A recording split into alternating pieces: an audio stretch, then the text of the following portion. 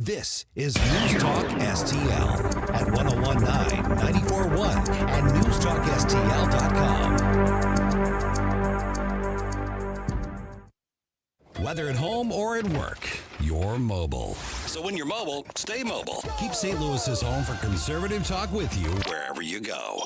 Download the News Talk STL app in the App Store or at newstalkstl.com.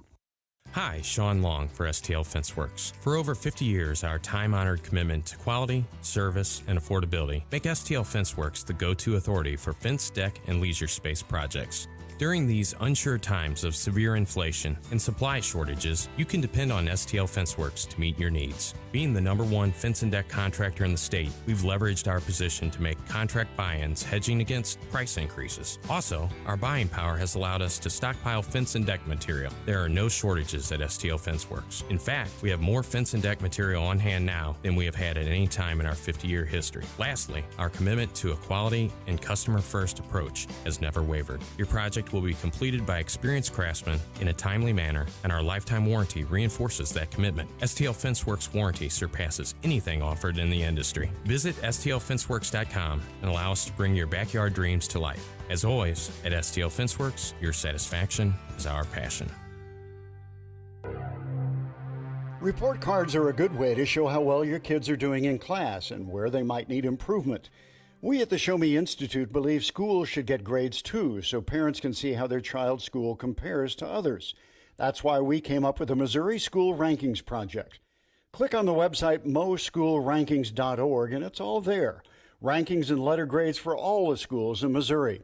The rankings are based on categories such as student performance in English language arts and math, ACT scores, and graduation rates. Then we take the rankings and come up with a grade point average, just like your child has. Each school and district has a grade, and the website is easy to use.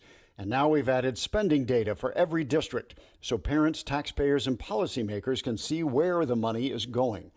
Don't you want to know how your child's school stacks up? Learn more at showmeinstitute.org. The Show Me Minute has been brought to you by Show Me Institute and Show Me Opportunity. St. Louis's new choice for conservative talk. What citizen wouldn't want to make America great again? Live and local. And their leadership has been substandard. I think the word substandard is immensely polite. This is News Talk STL. Bill O'Reilly here, and I'm warming up. Stand by for the O'Reilly Update Morning Edition. But first, if you are a timeshare owner, you're probably upset that your yearly dues continue to increase. Lone Star Transfer guarantees the release of all liability to your timeshare in writing and done in a specific time frame. They're the only company you can trust, having helped more than 18,000 owners legally and permanently get out. So please call Lone Star Transfer 855-551-7066 or visit LoneStarTransfer.com. On this Wednesday, one of the worst things in life is being betrayed. And most Americans have experienced that. People we trusted violating our trust. Some take it in stride, others deeply affected. Betrayal has damaged countless lives throughout the ages. There is a reason Judas Iscariot has a prominent place in the New Testament. Jesus was very clear when he told Judas, it would be better had you not been born. Today, every single American is being betrayed by politicians and the media that consistently mislead. In my estimation, the Biden administration is as bad as the Nixon administration was in the deceit department. Just the president and vice president's recent statements on the economy alone are stunning examples of blatant falsehoods. Add to that the corporate media that covers for Mr. Biden's deceit and the news agencies that falsely reported the election results of 2020, and you have a nation besieged by lies. It's true. There's no denying it. Yet millions of Americans still approve of Joe Biden's job performance and continue to watch and read crooked, corrupt media. Why? I can't explain it. Yes, ideology can poison the mind, and many of us simply believe what we want to believe. But surely there is a deceit limit, or maybe not. Right back. No question, there is a concerted effort to intimidate and silence conservative thinkers and replace our God-given individual liberty with big government controls. AMAC, the Association of Mature American Citizens, is the leading conservative advocacy and benefits organization in America. AMAC gives you access to exclusive benefits and all kinds of great content. Please stand with AMAC at amac.us. That's amac.us. That is the Morning O'Reilly Update. More analysis later on. From the Michaels Flooring Outlet Weather Center. Cool and dry under clear skies this morning, and we're looking for a high today in the mid to upper 60s, about 66 degrees this afternoon under sunny skies for the first day of March. Turning a little colder tonight, down to about 38 degrees, and by tomorrow afternoon, some showers and thunderstorms rolling into the area.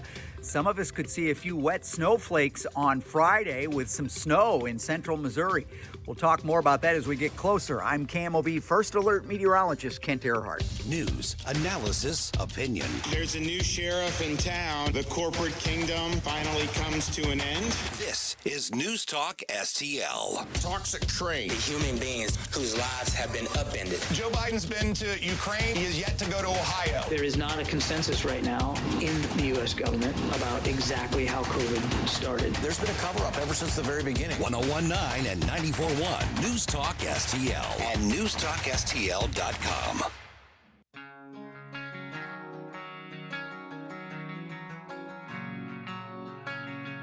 For podcast articles and more, find us on newstalkstl.com. Having your first cup of coffee? Mike's on his third. This is Mike Ferguson in the morning on News Talk STL.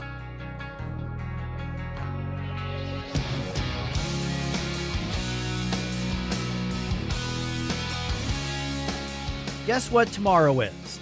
Tomorrow kicks off CPAC, Conservative Political Action Conference. A lot of big names are going to be there. Candidates for all sorts of different offices, including president, and some potential or even likely candidates are going to be speaking there as well. It's really a time where a lot of people in the conservative movement really get fired up or occasionally get into tiffs with each other. So later on today, we're going to assess the state of the conservative movement in America as we get ready for the next election cycle. Yeah, because believe it or not, those first primaries and caucuses closer than you think. So as we head into that part of the election cycle, the nominating process, exactly where is the conservative movement right now? Yeah, some good, some bad, some other things we got to debate. I'm Mike Ferguson. Hey, thanks for making News Talk STL part of your morning. Speaking of conservatives, our friends over at the American Principles Project, they were part of a survey, and they have come to the conclusion, I'm curious whether you agree or disagree, that conservative voters want candidates, especially presidential candidates, to put those cultural issues, to put those social issues front and center, even more so than the economic ones. Boy, that runs against conventional wisdom. Here's our conversation with John Schwepp, where he was making that case exactly. What do you think? Here's what he had to say.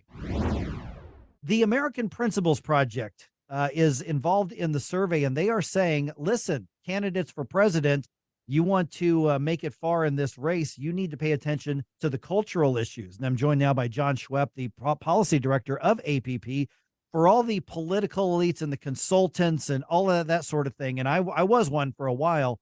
They will say, no, John. Conventional wisdom says you stick with the economy. People vote their station in life. You do not deal with the cultural issues. It's a guaranteed loser. What's changed? Well, I think that is the strategy that the Democrats hope we pursue. That's kind of what happened in 2022 with the midterms, where a lot of our candidates really only focused on inflation and crime.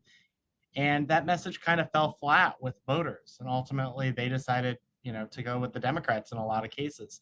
The social issues, especially when you're talking about popular ones where 70%, 75% of the American people agree with us, those are very good ways to kind of break into demographics that we struggle with often. And a new demographic, I think, where that's especially true is suburban women. And these issues, we tested a bunch of them, but parental rights, opposing the transgender agenda, protecting our schools, all these different things, it resonates with these types of voters, and they feel pretty strongly about it. And I think that's a lesson for the Republicans. We almost learned it. I think, Trump showed us in 2016 that you could use social issues. Glenn Youngkin in Virginia showed us in 2021 that talking to parents directly was a really smart political strategy. And I think we kind of got away from that in 2022. So hopefully, going forward, Republicans learn that lesson.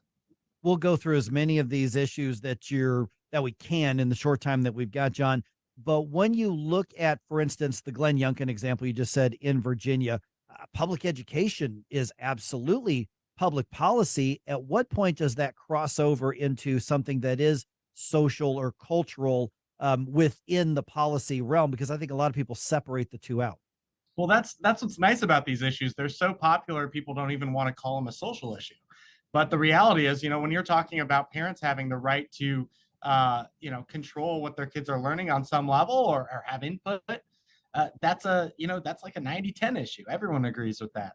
Only the Democrats and the teachers unions seem to oppose that. So, I think it's really important to message on those issues. But, what we found in our polling that I think is tougher for Republicans. Now, these were Republican primary voters, but we found similar results with the whole electorate. Even the transgender issues like, would you support a ban on sex changes for kids? That's kind of icky, right? You can understand like a normal Republican politician might not want to talk about it. Well, that's like an 80% issue right there. And that's both with our voters and without. People feel very strongly about that. And so I think that's got to be the lesson here is some of these issues that they like to talk about, they feel comfortable talking about, cutting spending, Social Security and Medicare reform, funding the war in Ukraine. These actually don't do that well. It's the social issues, it's the culture war issues that seem to be giving the Republicans the best shot. And that's kind of our message is, hey, you guys should really, be talking about these because there's a way to win there. Both Republican and Democrat left and right media have for years, John, and you know this, they've derided even the concept of a culture war. Don't fight a culture war, stick to the real issues is what they would say. Why are the culture war issues the real issues in your mind? Well, I think it's obvious. The far left, the woke left, whatever you want to call them, they've gone bonkers in the last decade. We were talking 10 years ago, I remember because I was working on campaigns, we were talking about social issues in the lens of, maybe abortion, maybe gay marriage a little bit. But things have moved in a dramatic direction since then. Now we're talking about whether, we should have men and women's sports or whether we should have 8-year-olds getting puberty blockers. I mean, this is kind of crazy. And I think what's happened is the elites in this country have moved this very quickly before the American people have really been able to wrap their minds around it and decide whether they agree or not. And so what's happening is you are having a backlash to it. The Republican candidates that get out there and talk about this, especially on parental rights, I think that's the one, I think in our poll, it's like 92% or something like that. People aren't ready to give away their kids to the state. That's just not something that they agree with, whether they're Democrats, Republicans, Independents.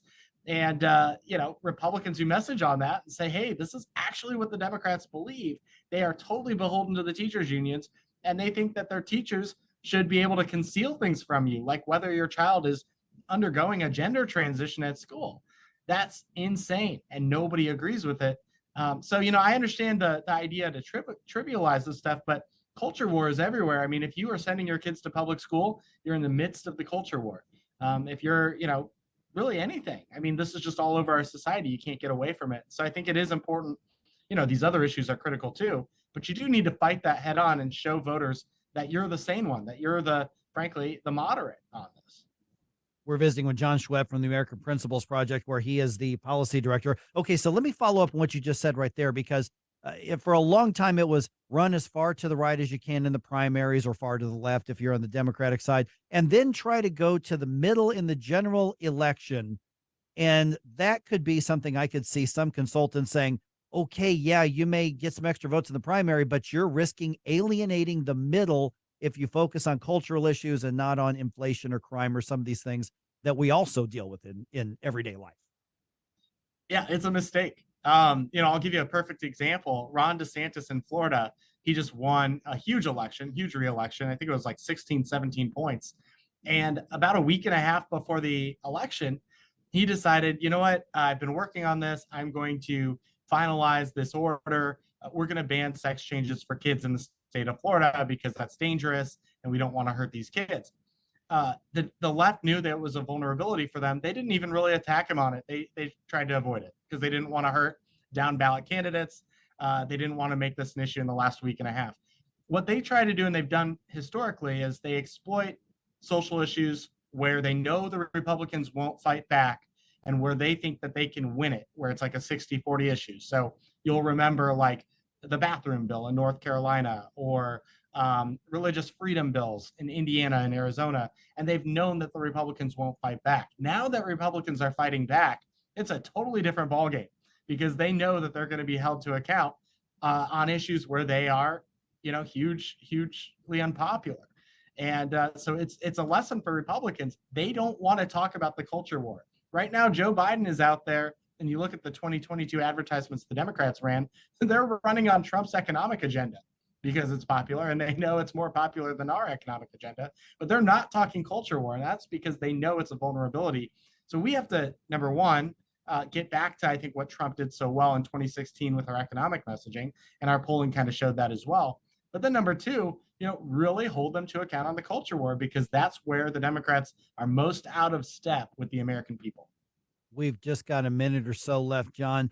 Has the electorate changed, or has the left and the right moved as far as going farther left or farther right?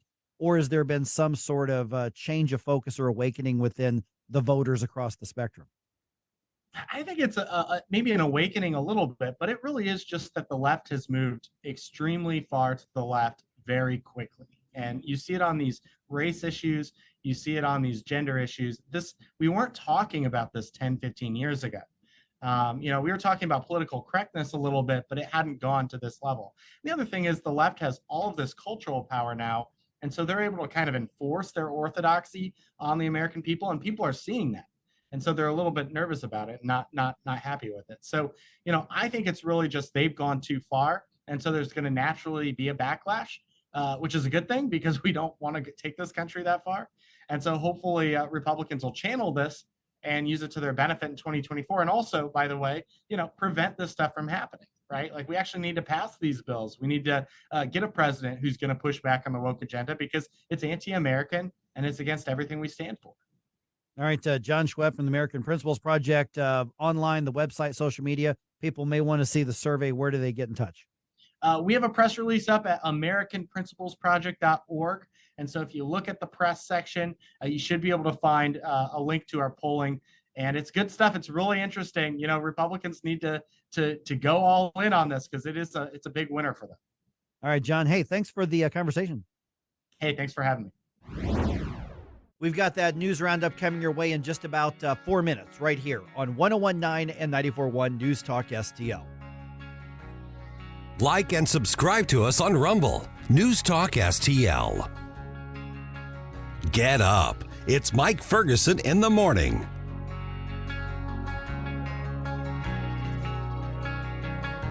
Larry Connors, USA. Well, source matters a lot. That would mean the director of National Intel is either lying himself or he's not that intelligent. Larry Connors. Or both. Weeknights at 6 on News Talk STL. News Talk STL is proud to have Doug Voss of Safe Money Radio as part of our lineup each week. Doug has been a staple on St. Louis radio for many years as one of the leading financial experts in the area. You can hear Doug and Safe Money Radio 3 times every weekend on News Talk STL. But in case you miss anything, you can check it all out at DougVossSafeMoneyRadio.com. What else do our listeners need to know, Doug?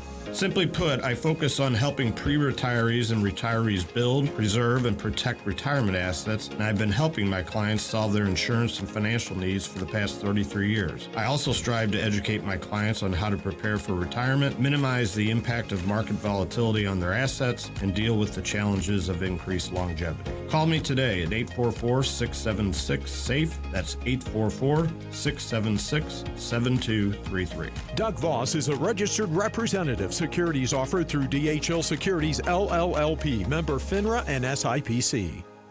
Even in these uncertain times, Missouri lawyers are here to help. If your income has been impacted by the current global crisis, or if you qualify as a low-income household, you can have your legal questions answered for free at missouri.freelegalanswers.org. You can ask up to 5 questions, and they'll be answered by a lawyer licensed in Missouri at no cost to you. Missouri lawyers want you to know you are not alone. Get free answers to your legal questions at missouri.freelegalanswers.org. Brought to you by the Missouri Bar.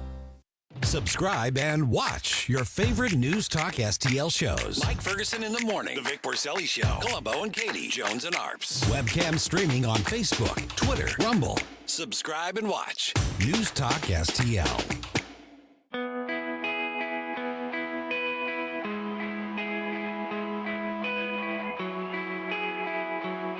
Get up. It's Mike Ferguson in the Morning.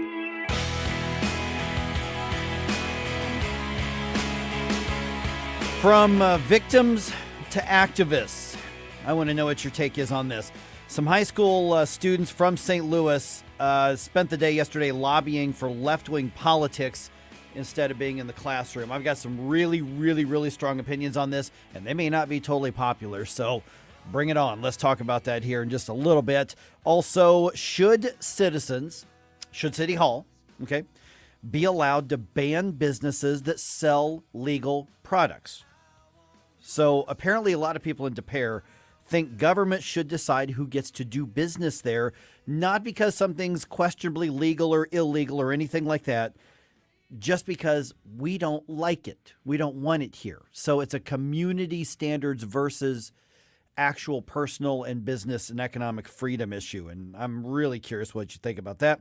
Also, the country's biggest conservative conference gets underway today. Let's assess the state of the conservative movement, Stel Ponticus. Okay. Because I think the rallying rah-rah is, boy, conservatives really strong going into 2024. Are you really, though? Are you? Are we? I don't think we are. I think we got a lot of work to do. And it's still kind of early, so I'm okay with that. Yes. So I really want to know what people think about that. All right. It is, what time is it? 5:48. I'm Mike. That's Stel, obviously. Okay, so you may have seen this social media video that was filmed in downtown St. Louis Monday morning. This is just gruesome. It's awful. And I kind of struggle with, I know this is what people are talking about in St. Louis, but I don't want this show to become like the blood and guts show. We just have so many big picture things to talk about. But here's what happened is a man was struggling to figure out a handgun. There's one guy sitting on the street and this guy's standing there and he's got a gun and he's fidgeting with it and he's trying to figure out, it takes him like a minute and a half to figure out how to do the gun, and somebody's just videotaping these guys like, this guy's messing with a gun, look at this. And then he just steps forward in cold blood and shoots the other guy in the back of the head and just executes him on the street of downtown St. Louis. The other guy was sitting on the curb. He was just sitting there on the curb. Yeah. The guy who got killed looks like he's a homeless guy. We don't know about the guy who did the shooting. 23-year-old Deshaun Thomas was arrested. He has been charged with first-degree murder, which I'm not being a smart aleck, but I think there's a little bit of, oh, thank goodness he was actually charged and he's actually being kept in jail because it is St. Louis City. Mm-hmm. So the two that we're told got into some kind of altercation at the infamous Shell station at Tucker and Lucas, and police believe this may have spilled over into this thing. And then this guy, saw him there and, somehow had his gun and just walked up and shot him. Yeah, the incident was about a block south of the gas station. And I was watching the video thinking that something weird was going to happen, and then all of a sudden the guy just steps forward and shoots him. And I'm like, oh, my God, I can't believe what I just saw. It was a cold-blooded murder caught on video, and it went all over social media. I think that's probably how police, police were called, obviously, at the time, but that's how we found out about this. So I don't want to go into the gruesome, if it bleeds, it leads type of thing. But this is the state of St. Louis City right now, particularly downtown St. Louis right now. And if there's anything that exemplifies it more than this video, I don't know what it is at the moment. And we have to discuss it because it's literally almost a lead story on national newscasts, radio and TV. Right. So sadly, we do have to take a look at it. And it's a national story because there's video. If there were no video that is that graphic, it would be just another dead guy in downtown St. Louis. Yeah, you're right about that. And that reminds me of a similar situation in Chicago a few months ago where a kid was shot walking around a corner on the near north side. And had there not been a video, you're right, there wouldn't have been any backlash at all. And now, thankfully, Lori Lightfoot got voted out yesterday. Oh, so it's funny you should say that. So Lori Lightfoot, that is my next story here. Lori Lightfoot actually gets her pink slip on this. Lori Lightfoot. Now, here's the thing, though. Lori Lightfoot is still even defiant, saying, I am proud of what we did at her rally yesterday. And it wasn't just that she lost. She got drop kick out of office. Now, she'll still be in office until after the general election. This was just the primary. She didn't make it through the primary. Here she is speaking to her supporters last night. You better believe I am grateful that we took on the machine and entrenched forces that held this city back for far too long. You are the machine, you dolt. Exactly. Oh, my gosh. We took on the machine. If that's not typical Democratic talk. So some guy named Paul Vallis and another guy named Brandon Johnson, who are not black female lesbians, will be in a runoff. So clearly there's patriarchy or something. I don't know. Vallis is a Greek guy, so I got to stand up for him. There you go.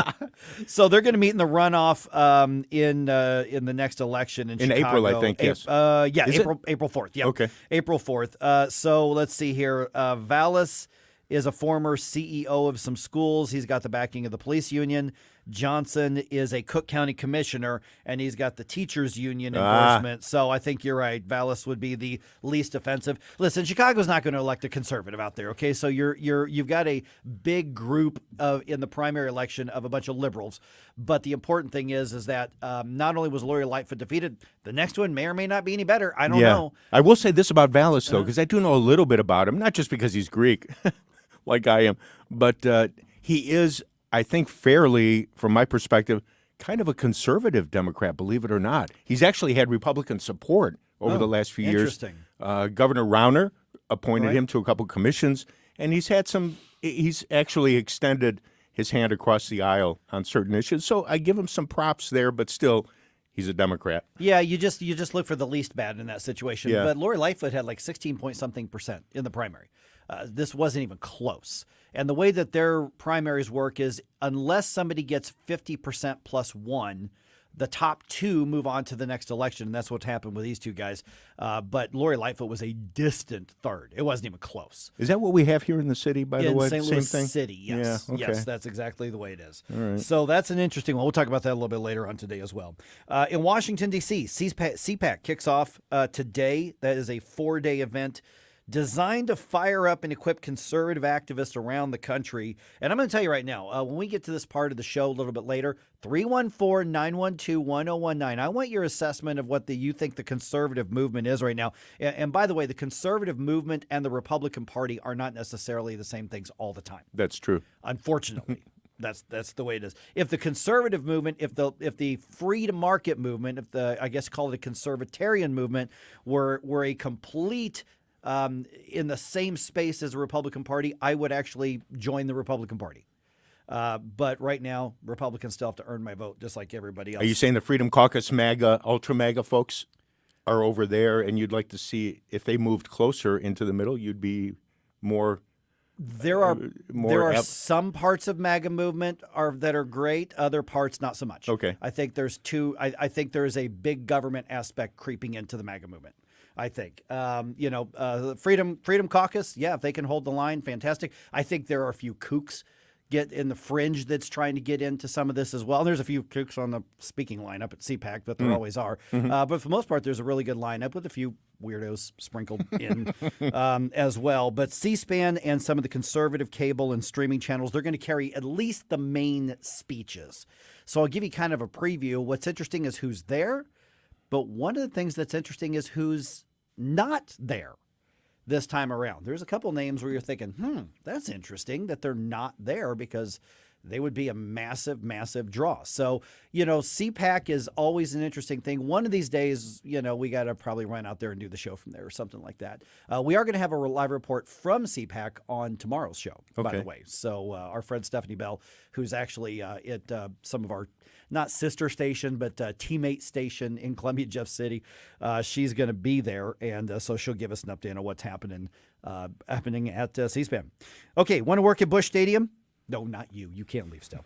Cardinals are hosting a job fair this afternoon, actually, unless you wanted a part-time job at the ball games. I do have some friends who do it part-time, as ushers. That's exactly one of the things they're hiring for. 4:30 to 6:30 today at Busch Stadium. If you go in Gate 2, which is kind of that, southwest home plate gate area right there, bring your ID, bring your I-9 information, be ready to interview. They want to hire at least 100 ushers and related staff. And I think the food service folks are looking to hire like 900 people as well. So if you're looking for a part-time job or you want to try to, work a bunch of hours in the summer, this could be the way to get yourself a nice Cardinals polo and get paid to go to work and have a ball game right behind you. Yeah. All right, speaking of sports here, the Blues losing streak extends to 6 after being beat by the Kraken at Enterprise last night.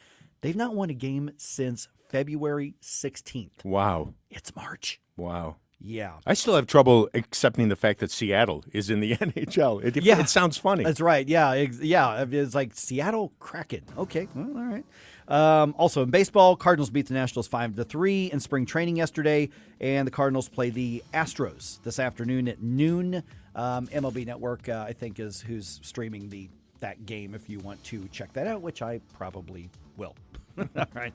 Okay, just ahead here, let's talk about this Chicago thing and Kimberly Gardner. So many ways to listen to News Talk STL. Come join the conversation. Enable our Alexa skill. Hey, Alexa, play News Talk STL. Welcome to News Talk STL, conservative talk radio for St. Louis. Always streaming at newstalkstl.com or on your radio at 1019, 941, and 991 HD3. News Talk STL. News, analysis, and opinion. Welcome home.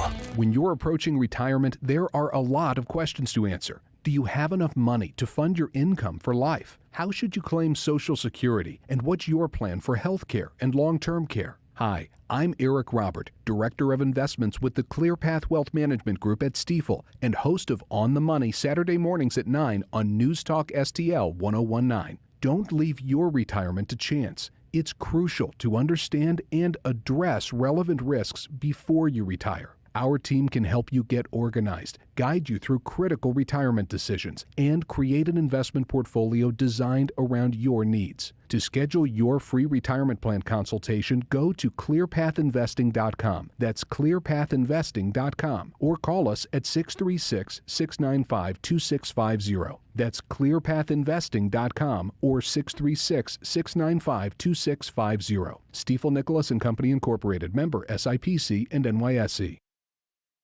Hey folks, Tim Jones here, excited to tell you about one of our newest clients. I've been a customer of them for years, Professional Irrigation Systems. If you're tired of dragging hoses around your yard to keep your grass alive every summer, now's the time to make your life easier. Residential irrigation installs in one day, custom designed for your property. They will enhance your curb appeal. They've also got landscape lightings, makes the architecture of your home stand out, making all your neighbors envious. Fertilization packages as well for all your lawn care needs and great financing options. ProIrrigation.com, 636-692-4441. ProIrrigation.com. KLGY HD3 Clayton, K270BW Bellefonte, KNBS Bowling Green. This is News Talk STL at 1019, 941, and always streaming at newstalkstl.com. I'm Rich Thomason. She is the first Chicago mayor to lose a re-election bid in 40 years. As crime skyrockets in the city, Chicago voters have denied Lori Lightfoot a second term. Obviously, we didn't win the election today, but I stand here with my head held high and a heart full of gratitude. The audio from ABC 7 Chicago. Lightfoot came in third in the primary behind Democrat challengers Paul Vallis and Brandon Johnson. Vallis and Johnson to face each other in an April 4th runoff. With the Republicans now in charge of the House, a select committee on China is getting down to business, beginning its work with a prime-time hearing. We may call this a strategic competition, but it's not a polite tennis match. This is an existential struggle over what life will look like in the 21st century. Committee Chairman, GOP Congressman Mike Gallagher, opening the hearing with a plea for bipartisanship. From coast to coast, forecasters say more stormy weather is on the way, expected to bring a lot of snow to some regions and drenching rain to others. More heavy snow is expected in the mountains of northern and southern California. Crews have been struggling to reopen ski areas and plow roads where some visitors have been trapped for days. The latest storms led to hundreds of school closures in the Northeast. The weather brought thousands of flight delays and hundreds of cancellations. In Michigan, thousands of customers are still without power following an ice storm Monday and a storm last week that's left some people without electricity for nearly a week. That's correspondent Jennifer King. They are expected to recover. The 3 Kansas City, Missouri police officers shot last night while executing a search warrant at a home. The officers' injuries are not considered life-threatening. On Wall Street this morning, Dow futures up 74 points. More on these stories at townhall.com. Take as little as 3 minutes to see if you could save on motorcycle insurance with Progressive. Come on, you've spent more time than that debating your accessories. Could use some new riding gloves. Guess I'll go with black leather again. Just seems so basic. Wait, what if I did white leather? People be like, hey, this guy's different. Or they might be like, hey, this guy looks like a butler. Yeah, okay. Black leather it is. Get a quote in as little as 3 minutes at Progressive.com. Progressive Casualty Insurance Company and Affiliates. Relief Factor, pain relief that's natural, pain relief that works, and pain relief that attacks the source of the pain. That's the experience of tens of thousands of Americans who are taking Relief Factor right now. See their incredible video endorsements at ReliefFactor.com and then order your 3-week quick starter pack for just $19.95. That's less than $1 a day. Find out if it can work for you like it works for me by ordering your 3-week quick starter pack today. ReliefFactor.com, ReliefFactor.com. Be the next success story. All states. Nigeria's president-elect, Bala Tinubu. From the Michaels Flooring Outlet Weather Center. Cool and dry under clear skies this morning, and we're looking for a high today in the mid to upper 60s, about 66 degrees this afternoon under sunny skies for the first day of March. Turning a little colder tonight, down to about 38 degrees, and by tomorrow afternoon, some showers and thunderstorms rolling into the area. Some of us could see a few wet snowflakes on Friday with some snow in central Missouri. We'll talk more about that as we get closer. I'm KMOV First Alert meteorologist Kent Earhart. This hour of News Talk STL brought to you by The Dental Link. Call Dr. Alan Link today, 314-794-6464 to schedule your free consultation. Offices in Baldwin and Melville, 314-794-6464. Hi, Sean Long for STL Fenceworks. For over 50 years, our time-honored commitment to quality, service, and affordability make STL Fenceworks the go-to authority for fence, deck, and leisure space projects. During these unsure times of severe inflation and supply shortages, you can depend on STL Fenceworks to meet your needs. Being the #1 fence and deck contractor in the state, we've leveraged our position to make contract buy-ins hedging against price increases. Also, our buying power has allowed us to stockpile fence and deck material. There are no shortages at STL Fenceworks. In fact, we have more fence and deck material on hand now than we have had at any time in our 50-year history. Lastly, our commitment to a quality and customer-first approach has never wavered. Your project will be completed by experienced craftsmen in a timely manner, and our lifetime warranty reinforces that commitment. STL Fenceworks warranty surpasses anything offered in the industry. Visit STLFenceworks.com and allow us to bring your backyard dreams to life. As always, at STL Fenceworks, your satisfaction is our passion. Defending America, telling stories we shouldn't tell, featuring the Heritage Foundation's Dakota Wood and former U.S. Senator Jim Talent. March 14th at View 17 is sold out. Keep listening to News Talk STL for your chance to win tickets. Mike Ferguson. We the people. Gabe Pfeiffer. It's not rocket science. Rocket science. Get up, can't you hear the alarm? Get up. Mike Ferguson in the morning on News Talk STL. Massive display of support for Kimberly Gardner at the courthouse yesterday at a rally.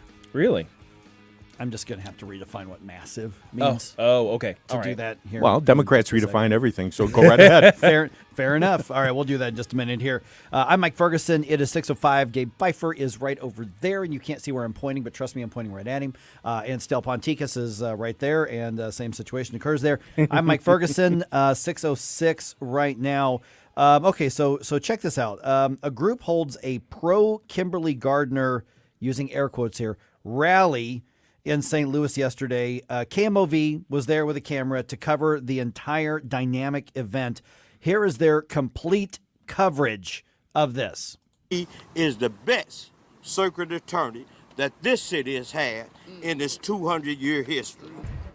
A new show of support for Kim Gardner. This morning, a group rallied around the embattled St. Louis circuit attorney on the steps of the circuit courthouse downtown. Now Gardner has 13 days to respond to Missouri Attorney General Andrew Bailey's motion to remove her from office. Ultimately, a judge will decide Gardner's future. Tonight, though. Oh, and that was the entire coverage because that's all it warranted. But here's the rest of their reader story. So the fallout is growing past the city's borders. This afternoon, St. Louis County Council members discussed a resolution condemning Gardner during their weekly meeting. 3 council members approved the proposal. 3, though, voted no, meaning the resolution did not pass. Okay, we're going to talk to Mark Harder about that at 6:30, so we'll get his take on what just happened there. Okay, so looking at the video, I counted 19 people at this rally for Kimberly Gardner. 19. All right. It looks like it was the same group of people who surrounded Kimberly Gardner when she had her kind of impromptu press conference the other day. Oh, her Amen Choir. Right, her Amen Choir. They ones who, she had a press conference, and whenever reporters tried to ask her a question, they shouted down the reporters. Yeah. So it was this same group of people who are arguing, the people spoke. That's the answer to your question, dude. Okay. Yeah. All right. Yeah. Well, it makes sense that their spokesperson would declare her the greatest and bestest ever in the history of the universe. Oh, my goodness. Now, here's the thing. I don't know whether Kimberly Gardner is going to get thrown out of office. I'm not an attorney. I don't know the legal process. I don't know what the state constitution allows. That's going to be settled ultimately by the Missouri Supreme Court, most likely. But what you have here is an incredibly radical group. And when a guy says she's the best circuit attorney this city's had in 200 years, that tells me that that you're a very pro-criminal dude. I mean, if you're a criminal, you rank Kimberly Gardner number 1. Yeah. She is your fave. She is your BFF. I mean, she is the one that you dream about at night when you're planning whatever crime you're going to do in St. Louis. Honestly, who in their right mind would actually be a vocal supporter of this person unless they were simply just following her narrative? You know what I mean? Like, what person could look at the state of the city and say, "Oh yeah, clearly the circuit attorney who hasn't convicted pretty much anybody since she's been in office is the best circuit attorney ever, the best prosecutor the city has ever." That doesn't even make any sense. It doesn't make any sense. You know what the parallel would be from my perspective? We have an administration in Washington that has become America last, and we have the folks here in St. Louis that have put St. Louis last. To me, they're on equal standing. We have a nation and a city that's gone from wanting it to be first to becoming last. Well, they're succeeding. Yes. Yeah, absolutely. Sadly. I mean, they've set their goals on something, and they're following through. Yep. Promises made, promises kept, right? Imagine having a pitcher who can't strike anybody out. Yes. I just hit a nerve, didn't I? I've been there. I know those people. Okay, now sorry. Now imagine that pitcher sometimes doesn't even show up. So you don't even have a pitcher. It's like it even if you threw balls, it would be nice to have somebody at least on the mound to represent us. And that's pretty much where Kim Gardner is right now. Exactly. So there's not really a lot of updates as far as the Kim Gardner situation today. She's down to 12 days deadline to respond to the Attorney General's motion in court.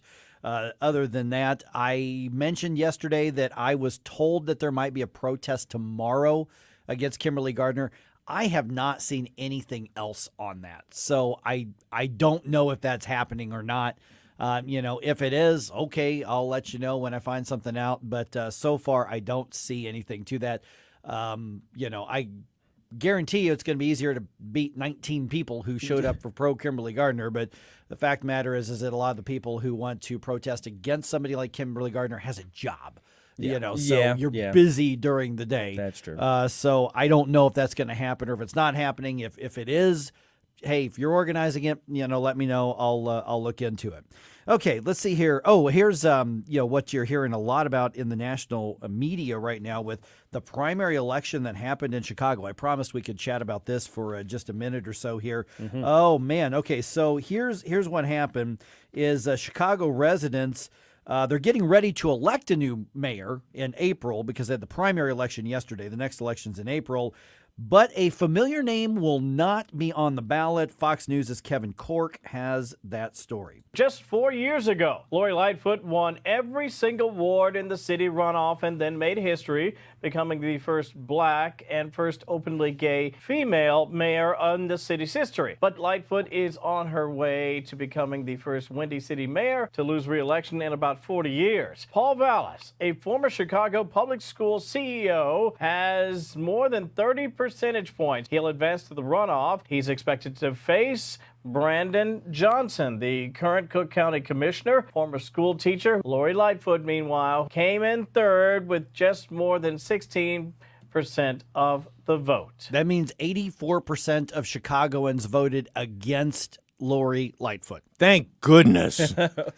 What's the opposite of a landslide? What's the word to describe an epic loss? How do you do that? Oh man, like a landslide on steroids kind of thing. I mean, an avalanche. Yeah, I mean, because landslide usually suggests a win. So what's the word for the? I don't know. Is it like an earthquake or so? I was like, what word do you use here? Because that's what happened. That's what happened to her. Oh yeah, she got buried. She was still defiant. Speaking to her supporters. 16% of the vote. Now, there were 9 people in this primary. I mean, this was a big, wide open primary, and somebody can say, well, 9 people, the vote's going to get, watered down. But listen, she was the incumbent. She's a national figure. She's a figurehead for both the left and a figurehead by the right as to everything that's going wrong. So here's the question does this give any hope to other deep blue areas who are afflicted with people like Lori Lightfoot, with people like Gavin Newsom, with people like, frankly, Tashara Jones, Sam Page. When you look at these, J.B. Pritzker, is there a point where even the hard left, deep blue areas have enough? Now, they're not going to elect a conservative per se. Yeah. But is there a point where even they say, we've had enough, this is insane? As we had talked about, Gabe, the other day, there are decent Ds out there. Yeah, and we keep looking for you guys. You're in hiding. I get it. I mean, the left is kind of vicious. They'll come after you with their knives out if they hear too much about you. But one thing that I've noticed is that we kind of get a mixed bag with these. They tried to recall Gavin Newsom, and that went nowhere, essentially, right? And in this case, they unseated basically they made a historic unseating in this case. So I don't know. It's a mixed bag for me. I'm not exactly hopeful, but I do know that there are like the decent Ds that we were talking about who are kind of sick of what's going on. I'm cautiously hopeful. And not just because that's my hometown, but I agree with you, Mike. Hopefully there's some sense getting into the heads of people in other cities, and they'll look at this and go, you know what? Maybe we can move these people out of office and get some new blood in there. So the Democratic Party of Chicago, or Illinois, I mean, it's basically one and the same. Chicago runs Illinois. Mm-hmm. They now have a decision to make. They can say, ooh, boy, we're losing people. We'd better adjust and maybe look at the more reasonable people within their movement. Or they can double down and say the voters got that wrong. We'd better get them in line and continue their march to the hard left. So the question is, which one will they be, and will other Democratic machines around the country take notice of this? They're all going to take notice, but my guess is a lot of them will say, we got to prevent that. We got to keep people in line. Yeah, I mean, the message, the lesson learned here can go either way, and it's more likely, given the fact that we've seen these kind of things before, where the left gets trounced for their leftist views, but then they double down and they triple down, and they just keep going further and further. It isn't so much that there's something wrong with them; it's there's something wrong with the public, and they need to be beaten into submission one way or the other, rhetorically, through education or other. So I'm more inclined to think that that's the way it's going to go. I will say this as a positive note. Valos, besides being Greek, and I'm going to harp on that all morning, he did do a good job as CEO of the Chicago public school system and also in Philadelphia. When he left Philadelphia to go to another city, those folks said, we're going to miss this guy. He actually did a good job here. He improved grades. He added a whole bunch of courses. He added summer school. He did advanced placement stuff. So he's gotten credit from folks in, in different cities. I'm hoping that this does spread, Mike, like you said, and maybe they can find other decent Ds in other cities and get them in office. The worst thing that could happen to the Republican Party is the Democratic Party moves back to the middle. Oh, gosh, yeah. That would be the worst thing that can happen, but I don't think they're going to do it.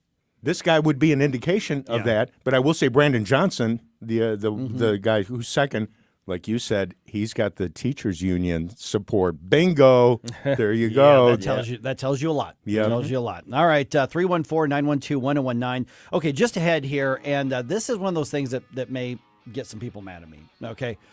Some victims of a horrible crime decide to take their pain and become left-wing activists and argue against your freedom. So I'm calling out the kids. They weren't in class yesterday. They were at the state capitol trying to take away some of your constitutional rights. And at this point, hey, guess what? You're now my opponent, kid. Shut up, get back to class. Stop trying to take away my Second Amendment rights. I'll tell you what happened. You tell me what you think. 314-912-1019. Should I be nicer to the children? Maybe not. We'll talk about that in about 4 minutes right here on 1019 94.1 News Talk STL. We give you news, analysis, opinion, and more. Only on News Talk STL. Get up, can't you hear the alarm? Get up, this is your cousin God. Get up. Are you wanting to improve the look and efficiency of your home? Well, one of the best and easiest ways you can Tim Jones and Chris Arps in the afternoon. To help us articulate the metrics by which we will then measure our success in real time. Sometimes I'll start a sentence and I don't even know where it's going. I find it along the way. Chris, she's working to measure the success by which they'll measure the success of the metrics. I think it's going to come out later that the vice president carried around marijuana edibles. Tim Jones and Chris Arps. Weekdays at 3:30 on News Talk STL. Hey, Pocket Watchers. By now, I know you heard that the IRS is hiring 87,000 more agents. What does that mean? More collections, more audits. If you have a tax problem, unfiled tax returns, a large tax bill that you can't handle, give my office a call, 314-776-9076. I have years of experience of representing clients before the IRS to resolve tax problems. So stop hiding. Sticking your head in the sand is not going to make this go away. Give my office a call, 314-776-9076. Thornton Advisor Group is here to help you. Set up your free consultation to get an understanding of what's going on with your IRS case. Stop ignoring those letters. Give my office a call, 314-776-9076, or visit us online at thorntonadvisor.com. Are you wanting to improve the look and efficiency of your home? Well, one of the best and easiest ways you can do that, get some new windows. Window World, simply the best for less. You can give them a call today at 314-993-1800. Over 20 years in the business in the St. Louis area, over 70,000 satisfied customers. That's because Window World uses double strength glass, gives it a strength not commonly used in replacement windows. They've got the Good Housekeeping seal of approval. They've got 18 months, same as cash financing. You can get them today. 314-993-1800, windowworld.com. That's windowworld.com. I'm Susie Moore, and this is More to the Point. I usually make a point not to watch disturbing videos. Even if I know the subjects ultimately are okay, I default towards avoiding them because I know I'll struggle to get the images out of my mind. I watched one Monday night that I really wish I hadn't. Even reading the caption that indicated it depicted a murder, I still clicked on it, maybe in disbelief. Because what the video portrayed was a shooting in broad daylight in an area of downtown St. Louis with which I'm quite familiar. Not just a shooting, 20-plus seconds of the shooter messing with the gun in his hand before stepping toward and firing at the man seated on the sidewalk curb just a few feet away from him, and just 2 blocks north of where another man's reckless driving robbed a young girl of her legs just 10 days ago. It all seemed so mundane or routine. Just another day for you and me in paradise. Another day in the city where I was born and have worked for the better part of 30 years. A city where criminals are so unfazed by the threat of arrest and prosecution, not to mention human decency, that they blasely point a gun at another man's head and pull the trigger while cameras roll.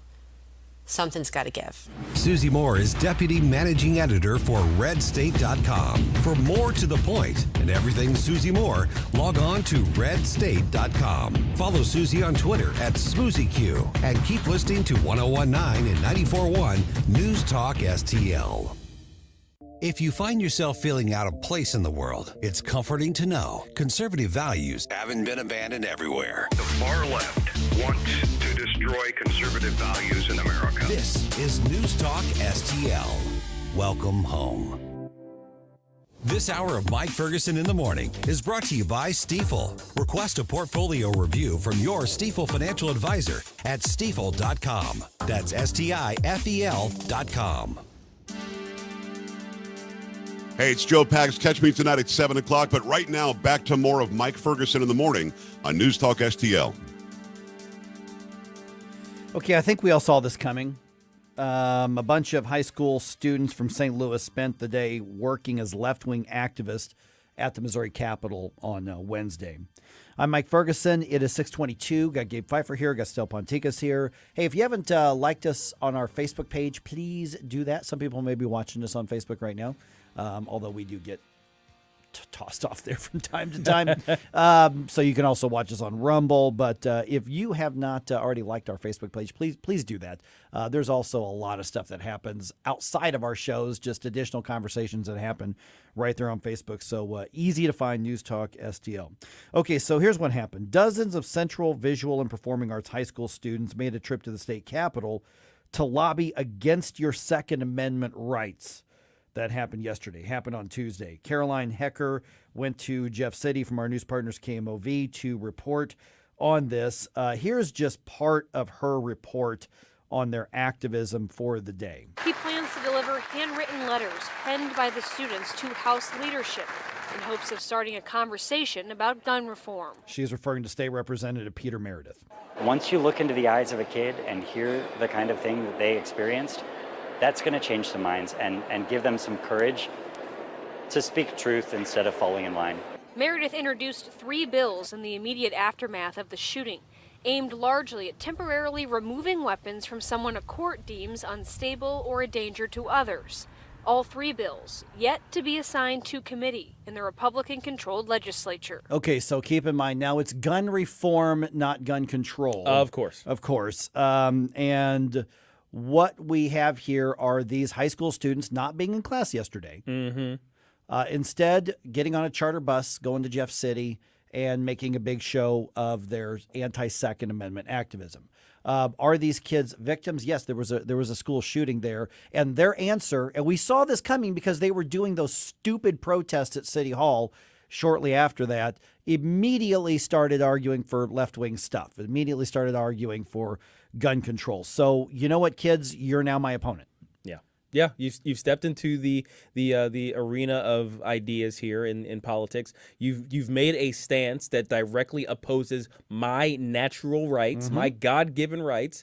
So now I have to come after you. I'm sorry, but you brought this on yourself. You are not going to be safer by taking away my personal freedom of self-defense and human right of self-defense. And here's the other thing that I bet didn't get discussed at their little rallies that they had in the rotunda there with their poster boards and whatnot. What they didn't talk about was that the school didn't want to upset anybody with the presence of police or guns.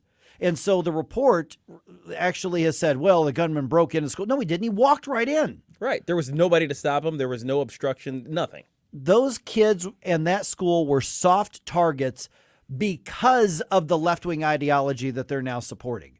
They didn't want police in uniform because that makes some kids uncomfortable. They didn't want to have guns on display there. Well, then when a madman came in, they weren't able to stop him until it was far too late for 2 lives and for others who got hurt as well. So you know what? Here, this is why I'd be a terrible state representative, because these kids would come in with their posters and their slogans or whatever, and I would say, why aren't you in class? You're 16, you're 17, you're 18. You don't know anything yet. Shut up, get back to class, and may God be with you, and we'll get you the resources to deal with the trauma of what happened, because you were left in a very, very vulnerable position in one of the most violent cities in America, because you didn't want anybody there to protect you, or the adults who were supposed to protect you didn't want anybody there to protect you. And your response has been, let's become a left-wing activist. This is exploitation by the hard left, and it's disgusting. To that end, maybe the right way to approach this is to look at them as pretty much double victims. They're not only victims of the gunman himself, but they're also victims of left-wing activism. Mm-hmm. It's the left-wing activism that prevented them from being in a protected environment. It's left-wing activism in their education since they were 6 years old that has led them to these conclusions based on this trauma. So I don't think, given the proper circumstances, if they didn't have those left-wing teachers kind of running the show, both in the lack of protection and in their indoctrination, if those people weren't in place, they might have just grown up as regular kids and be in class right now, not having to deal with any of it. So on one level, I can look at them as kind of double victims of radical adults, but you are right though. At some point, you kind of have to take responsibility for your actions, and you kids decided to come out and jump into this arena, so I got to take you to task now. 314-912-1019. I know there's people like, Mike, they're kids. They were victims. They were victims, and nobody was more heartbroken about this than us here at News Talk STL. But we also saw this coming. Still, we knew that they were going to try to turn this into some kind of a left-wing activism, which is exactly what has happened when they won't see the problem right in front of them. So they ignore the problem. They make these kids soft targets and then turn around and say, you know what, we got to start taking away people's rights. And by the way, a court taking away a gun, if a court deems, that's called a red flag law, is what that is. That's for whatever reason, Caroline Hecker didn't want to say red flag law. And sadly, the lack of school building security exists in districts across the country. So it's not just us, but sadly it did happen here, happened at a school that I lived close to for 52 years. We've all seen it in other cities, besides Uvalde and so many others. These kids are at the mercy of having a school building that's not protected. You have no one there. You should have at least some type of security force that's trying to take care of them. Well, now they're doing a little more of that, but remember, they didn't have that there. Correct. Intentionally. Yep. In the second most murderous city in America, they intentionally did not have the type of security that they needed to have at that school. They knowingly chose not to, because guns and police might scare the kids. It's obvious, and the reflexive response of everybody to the idea that something needs protecting, something important needs protecting, it's clear in every other instance except for schools. And that's one thing that I have never understood. Hey, we have very important people who walk around the world, right? Our celebrities, our politicians, they all have armed security. Nobody bats an eye. Actually, there's an expectation that all of these people are going to have armed security. Sometimes we forget that state reps and things like that don't have armed security, right? Yeah, but we expect them to, because they're important people, right? Banks have armed security. We understand this on a reflexive level. Everybody knows if it's important, you have armed security. But for some reason, when it comes to schools, there's always this narrative: oh, you can't do that. You can't put somebody with a gun next to a kid. But it's somebody we trust, isn't it? Kids are valuable, aren't they? So why is there this disconnect from every other institution in our society versus our children? I never understood it. Any event you go to, you're going to see security. Oh my gosh! My goodness, go to the grocery store. There's security there.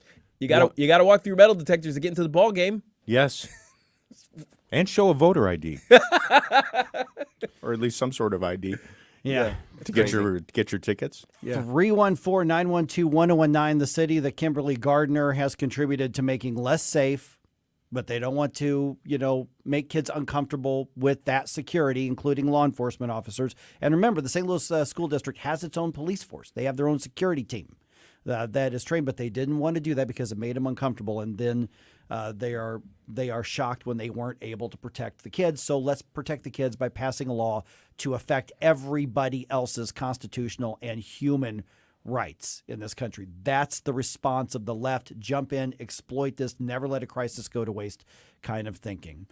Speaking of Kimberly Gardner, on not just St. Louis City, but St. Louis County was talking about her last night, or yesterday afternoon, I should say. They considered a resolution condemning Kimberly Gardner, and unlike other resolutions for left-wing stuff, this one didn't make it across the finish line. County Councilman Mark Harder is going to be with us at 6:34 to talk about that right here on 101.9 and 94.1 News Talk STL. Get up. It's Mike Ferguson in the morning. Welcome home to St. Louis's new choice for conservative talk. We're not going to sleep until we get the answers that we need on this. 101.9 and 94.1. These people are aiding and abetting the enemy. News Talk STL. From the Michaels Flooring Outlet Weather Center. Cool and dry under clear skies this morning, and we're looking for a high today in the mid to upper 60s, about 66 degrees this afternoon under sunny skies for the first day of March. Turning a little colder tonight, down to about 38 degrees, and by tomorrow afternoon, some showers and thunderstorms rolling into the area. Some of us could see a few wet snowflakes on Friday with some snow in central Missouri. We'll talk more about that as we get closer. I'm KMOV First Alert meteorologist Kent Earhart. Hey, Tony Colombo here with Tim Jones for the Walner Home Selling Team at Berkshire Hathaway. My wife and I wake up every day thankful to the Walners for the great new home they helped us find and for the tremendous success we experienced while selling our old home.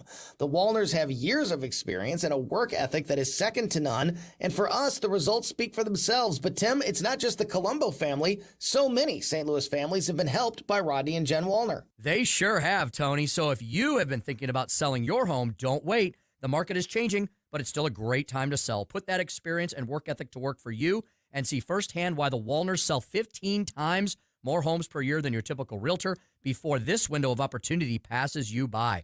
If you've been thinking about selling your home, don't wonder to yourself about how much you can get for it or how fast it could sell. Just call the Walner team now and get those answers so you don't have to worry or wonder another day. Just call 314-810-SOLD. That's 314-810-SOLD for the Walner Home Selling Team. There's only one unforgivable crime in America today, and that's standing up against the left. This is Mark McCloskey, proud to join the News Talk STL team, and I plan on committing that crime every chance I get on the air and every day of our lives. And I encourage all of the listeners and all the people of America to stand up against the left, to reclaim our freedoms, and we're going to do it on this radio station and throughout the country. Mark McCloskey on fire. Join me on this quest to preserve our freedoms and make sure this government works for us. Sundays at 5 on News Talk STL. So many ways to listen to News Talk STL. Enable our Alexa skill. Hello. Hey, Alexa. Yes, I'm listening. Play News Talk STL. Welcome to News Talk STL, conservative talk radio for St. Louis.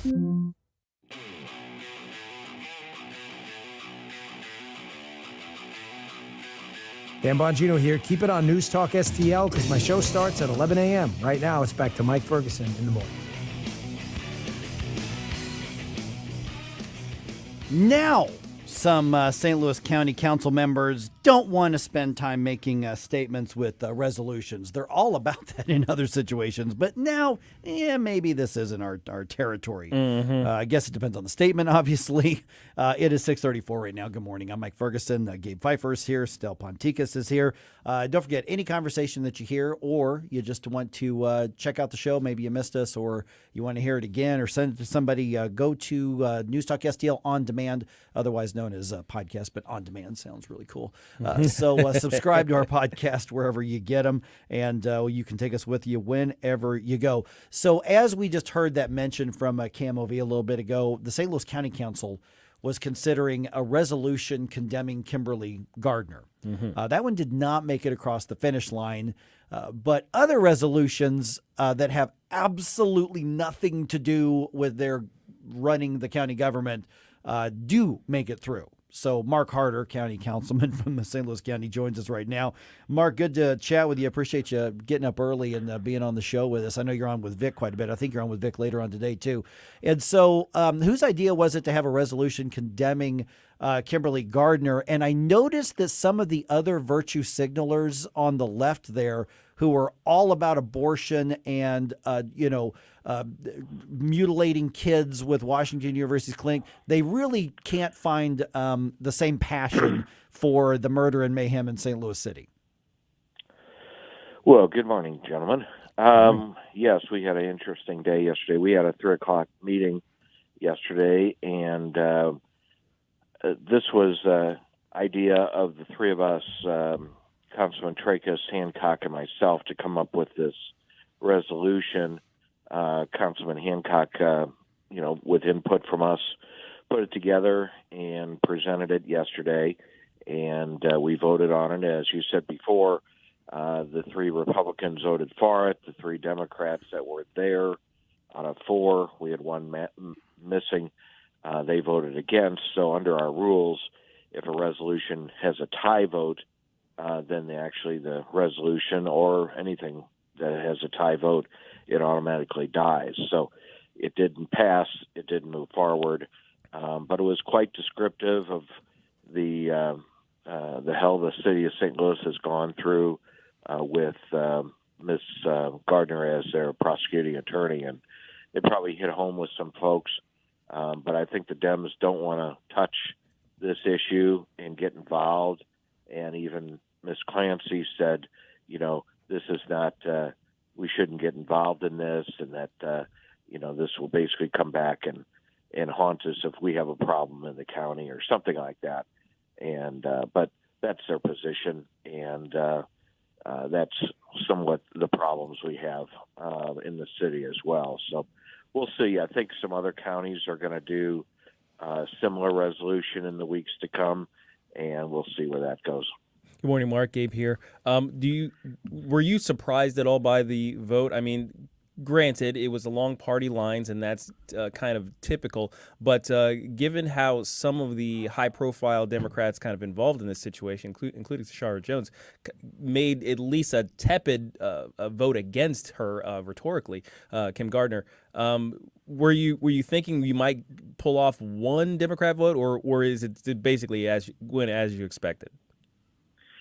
I was hoping that we would pull off one. I knew we couldn't get any more than that, and I talked to that person yesterday quite at length about it, and she wouldn't get involved in this. But if you read the resolution, we even quote a number of the Democrats in the city and their intent and their issue with Kim Gardner, and including Tashara Jones, and we quoted her in the resolution that she hopes that Miss Gardner would rethink her career choices, kind of thing. So, we tried to involve all that in, and that wasn't enough to persuade anyone to vote for this, other than the 3 of us.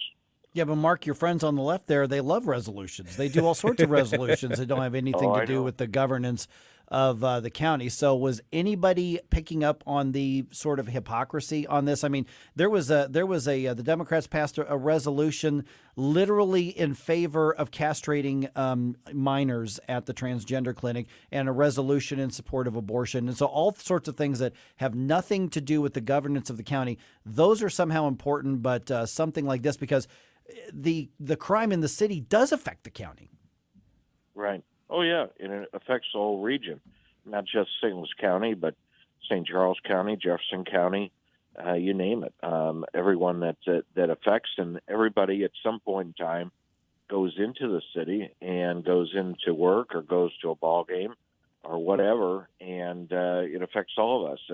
And it also affects us in the world market when it comes to, companies deciding, should we locate to St. Louis or should we go to, Indianapolis or anywhere else? Because all you have to do is Google St. Louis and, murder capital of the world and all that kind of thing. I was looking yesterday. Did you know that Mexico City has a lower murder rate per 100,000 people than St. Louis.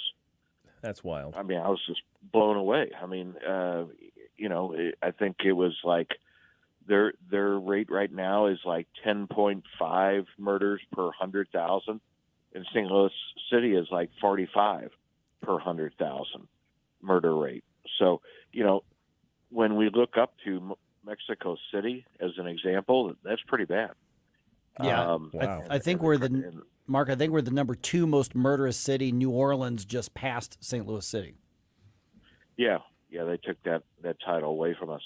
It's that kind of stuff. And then we see and that's you guys were talking earlier about that video on the streets of St. Louis of that person, and I don't know if I would call him a person, shooting that other person on right there in the streets at 10 o'clock in the morning of St. Louis. I mean, if that isn't the poster child or poster picture for what's wrong with the city of St. Louis, when this is the type of crime that's out there, I mean, that's almost epic to see that, and it was national news. I saw it on Fox Nation and some other outlets. So that doesn't help us, and it doesn't help us to grow as a city. It doesn't help economic development. It doesn't help it doesn't help anything. And I think when I looked at that video, the longer I looked at it, tried to look away, but I'm looking at it. What's even more upsetting is that the people are more concerned with videotaping this horrendous act than trying to stop what was going to happen. They know what was going to happen. And as slow as that guy was, you could probably get a grandma to tackle that guy and take him down. And there was even if you look at the long version of the video, there was a person walking the opposite direction within 6 feet of that person, could have turned and knocked that person down and taken that gun away. But no, people are more excited about videotaping a horrendous act like this than it is, or calling the police, than it is to,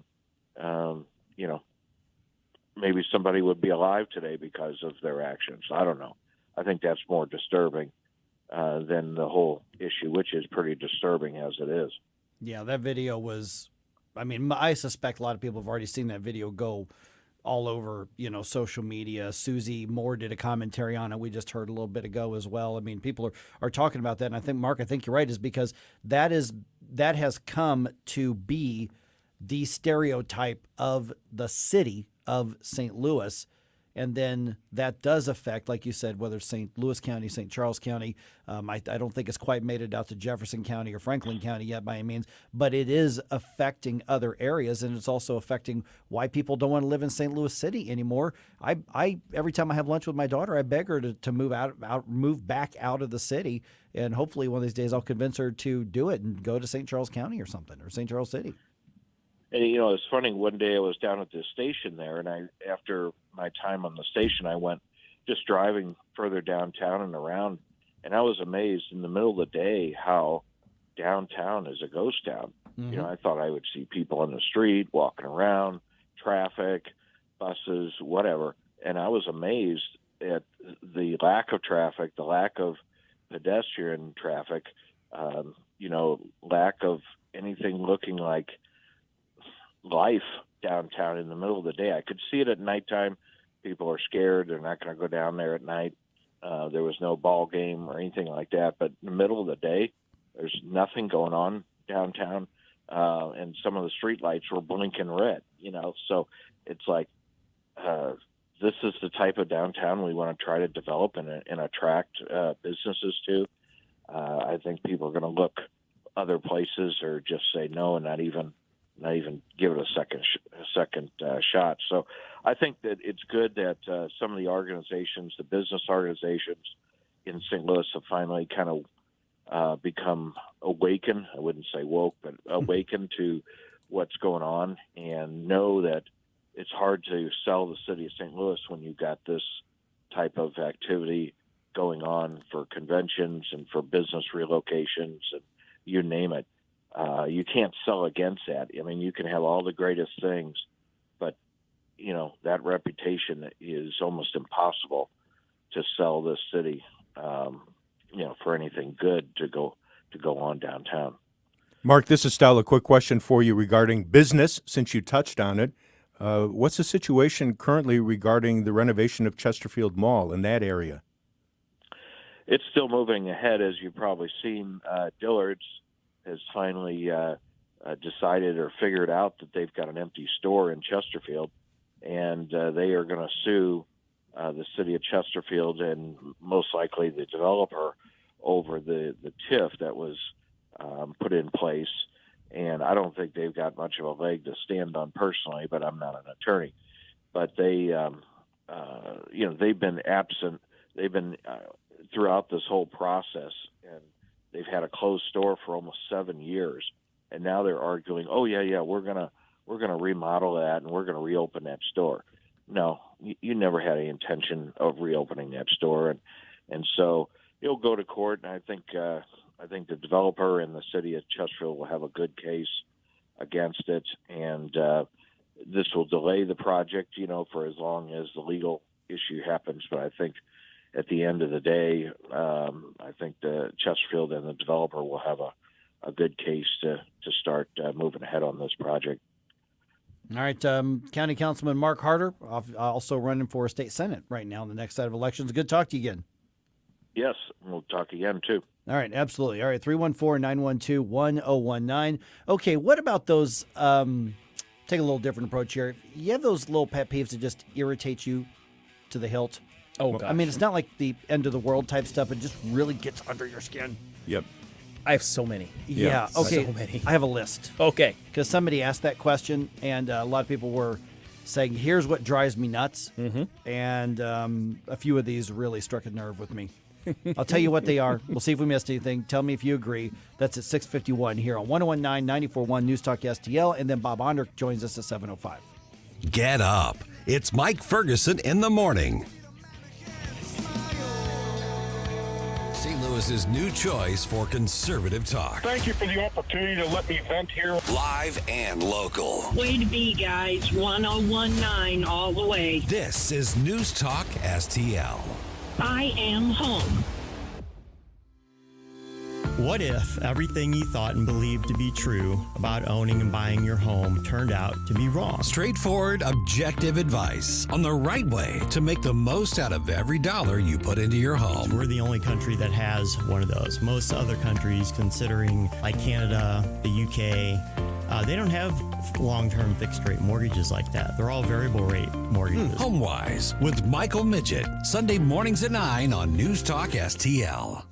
It's Proctor spelled like doctor for custom window fabrics and shutters. Upgrade or start from scratch. Either way, Michael is the St. Louis expert. Check him out at proctordrapery.com and then call Proctor spelled like doctor for shutters, shades, and draperies. Proctor Drapery, the best in town. No finer window fashion can be found.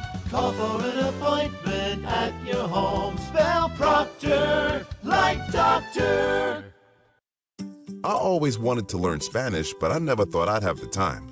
Then I discovered Babbel. Babbel's lessons are fun. They only take like 10 or 15 minutes, and in 3 weeks, presto, you're starting to speak another language. Like magic.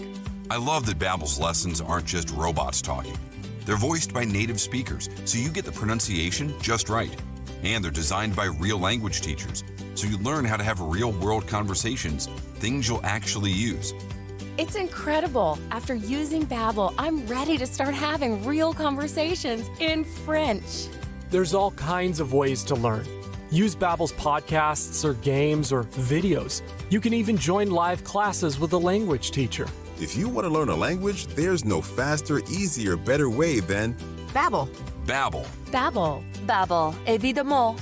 Go to Babbel.com to try for free. That's BABBEL.com. Babbel.com. Columbo and Katie. FBI Director Chris Wray tells Fox News the pandemic was most likely caused by the Chinese lab.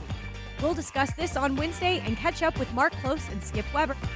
Weekdays at 2 on News Talk STL. This hour of Mike Ferguson in the Morning is brought to you by Stifel. Request a portfolio review from your Stifel financial advisor at stifel.com. That's STIFEL.com. Hey, this is Larry Connors. Make sure you're listening later today at 6 o'clock on News Talk STL for my show, Larry Connors USA. Now, back to Mike Ferguson in the morning. Those seemingly little things that irritate you. I've got the list.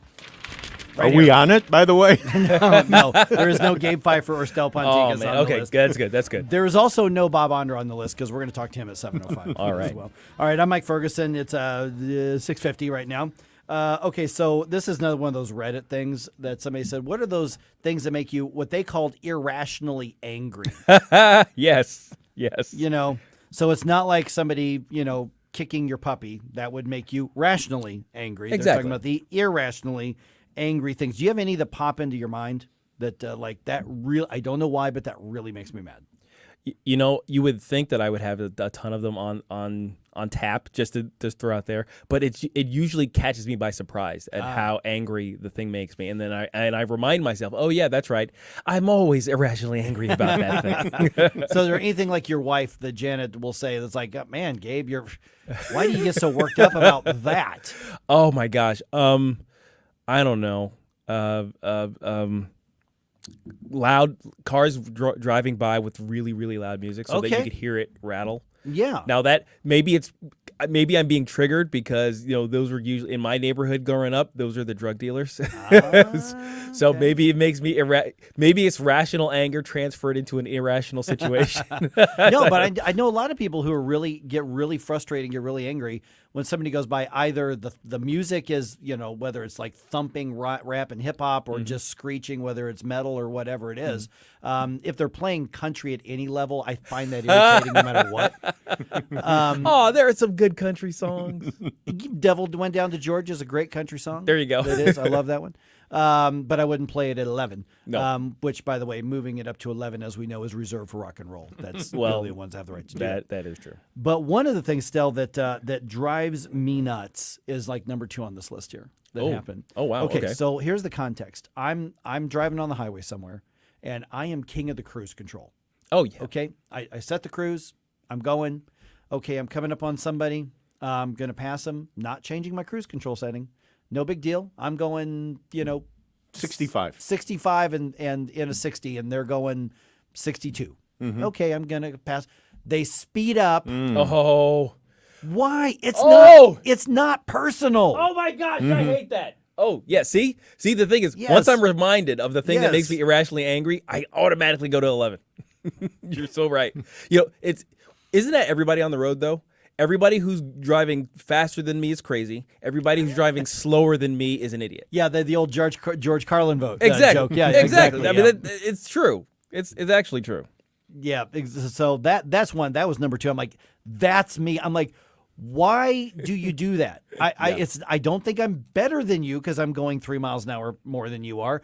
I'm just driving. So and then you end up going, side by side for miles, and that's when I'll just hit the gas and just go. Yes. And then go resume right back to where I was with my cruise control, and then just kind of drift away from them. I'm like, why do people do that? Why? And they inch up as you kind of go a little bit faster. They go a little bit faster, and so for 2 or 3 miles, you guys are going 68, 70. Come on, man, just let me pass you, and I'll get out of your way. And then there's the occasion where you're the third car to enter that situation. You're coming behind, and Yes. you're like, there are 2 idiots, match speed, right in front of me. Get out of the way. Now, how about this? There are times when I'm on a highway and either I'm passing somebody or whatever. Listen, we all know how fast we can go without getting pulled over. Don't go crazy. The police aren't gonna. They're not gonna harp on somebody who's going 6 miles an hour over the limit or whatever the case is. But if I'm on a 7, let's say I'm in a 70 zone, like I'm on I-70 or something like that, and I'm going 76, 77, something like that. Somebody comes up 80 miles an hour behind me and gets right on my bumper. I don't actually feel an obligation to speed up and get out of their way. I just don't. Mm-hmm. I'm like, I'm not going to put myself in a position to get pulled over because you want to ride my bumper. And in fact, maybe I'm saving you from getting a ticket, pal. Yeah. Yeah. I had somebody like that yesterday who came up behind me. I was going westbound on 44 near Eureka. This gal went by at about 85 or 90. And normally my thought was, there's not going to be a cop around here to catch her. Oddly enough, there was one. And he pulled her over, and she got off at that exit there by Six Flags, and she went down the outer road, and the cops following her. I have no idea what transpired after that. Karma. There you go. Yeah, it was kind of weird. It's like watching those instant karma dash cams videos. Yeah. Those are awesome. Don't go down that rabbit hole on YouTube. How about this one? Here's another one. And I don't think this is irrational anger. People who don't pick up after their dogs. Oh, gosh. Yes. Yes. You're supposed to pick up after your freaking dog. Remember that Not Today Satan story we had? Yes. About the guy who got an infection because of unkempt dog droppings. So, to pick up after your freaking dog. I'll give you one other dog issue, and this is coming from a dog lover of, most of my life. Now that we don't have dogs, I need to pet dogs when I see them. Let me pet your dog. Yeah, please. I need a good pet. I tell this to Susie Moore all the time. Whenever we go for a walk in the park, dogs come up. The ones that jump up on me really kind of bug me because most of the time the owners just kind of go along with it. Your dog's jumping up on me. Could you please at least try to get him to stay on the ground? Say something at least. Yeah. Acknowledge the fact that the dog's misbehaving. Fido, no. See, and I'm another one of those where if Rachel and I are at Forest Park or something and somebody's got a dog, I'm trying to read the body language. Is it okay to play with your dog for a second? Because I want that.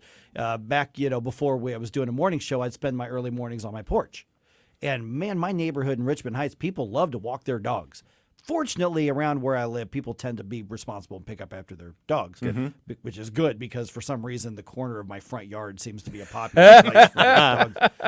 But I got to know some of the dogs before everybody got scared to be around other people because I live with a bunch of liberals and they're all scared like COVID. But I got to know Murphy and I got to know some of the other dogs, and the dogs at one point they would walk by and you'd see the dog look at me and look back at their owner like, all right, run up the thing and go say hi to Mike. So we would do that every once in a while. All dogs want to be petted, so just let them. Yes, precisely. I'm going to ask you. How about this? Here's another one. People who don't return grocery carts. Back to their thing. Oh yeah. Oh, there it is. Oh yeah, it is. Don't let it be in a parking spot either. Yeah. Oh boy. How about when people talk in baby voices? It depends on the context. Yeah. If you're talking to a baby or a dog. Well, yeah. But if it's at the office, it's like, come on, could you please turn in that report? Oh, stop it. Could I have some of those M&Ms? News Talk STL is proud to have Doug Voss of Safe Money Radio as part of our lineup each week. Doug has been a staple on St. Louis radio for many years as one of the leading financial experts in the area. You can hear Doug and Safe Money Radio 3 times every weekend on News Talk STL. But in case you miss anything, you can check it all out at DougVossSafeMoneyRadio.com. What else do our listeners need to know, Doug?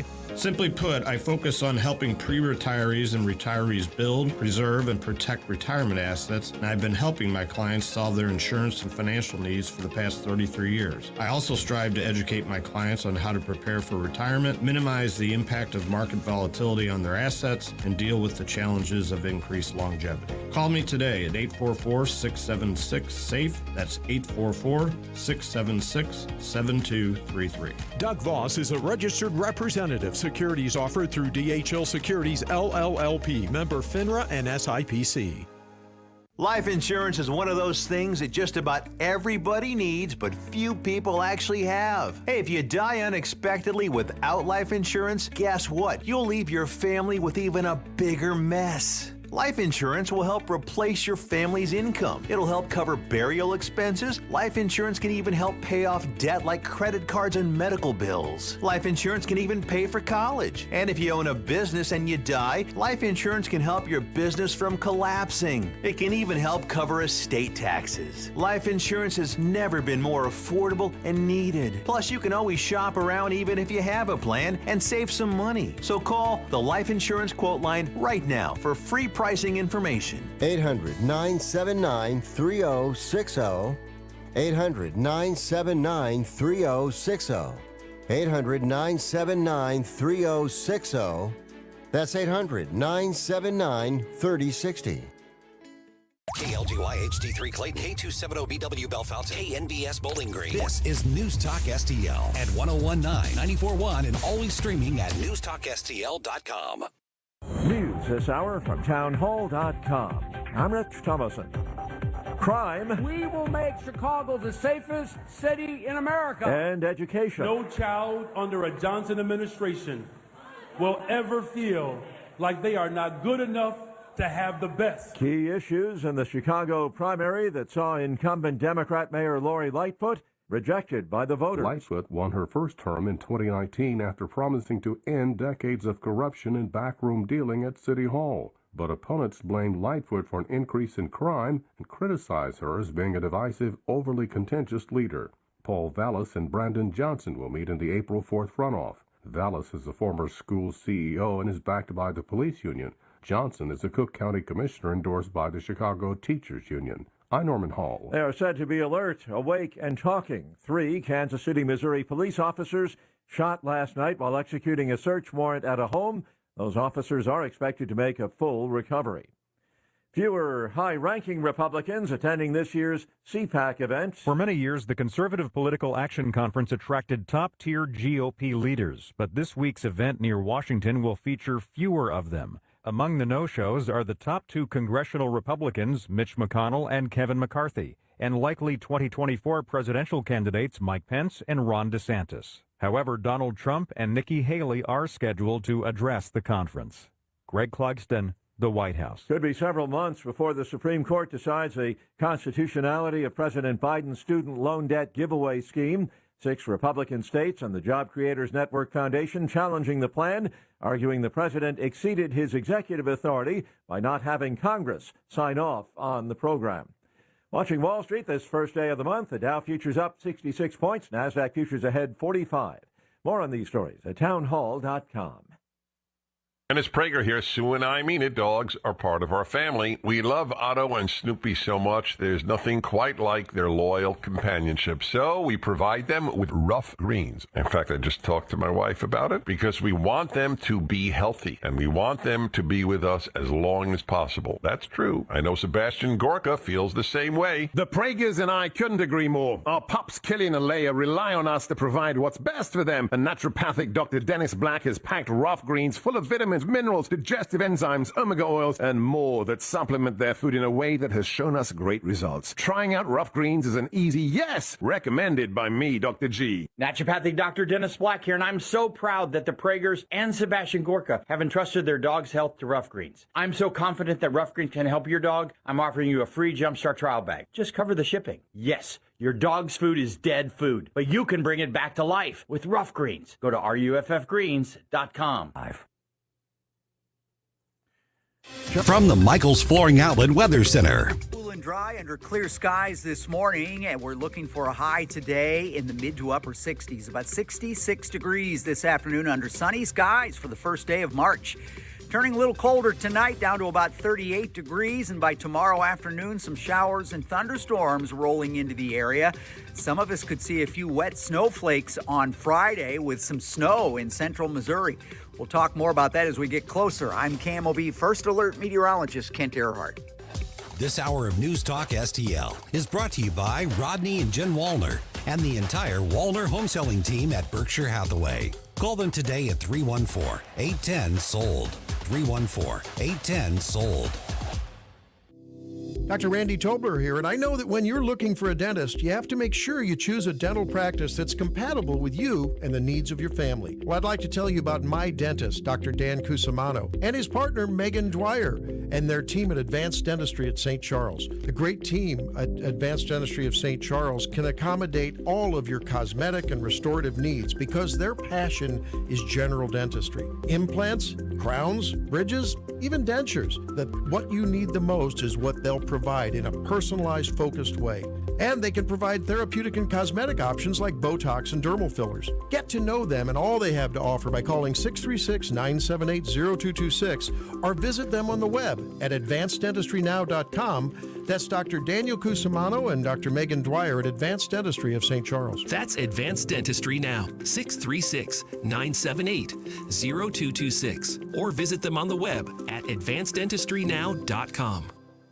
Free speech is alive and well in America. Thanks for taking my call. Right here. My point about the governor there, it is absolutely about power. I read this, I almost fell out of my chair. News Talk STL. This thing is just absolutely dripping with iron. News, analysis, opinion. This hour of Mike Ferguson in the Morning brought to you by Window World. Simply the best for less. 314-993-1800 or visit windowworld.com. Mike Ferguson.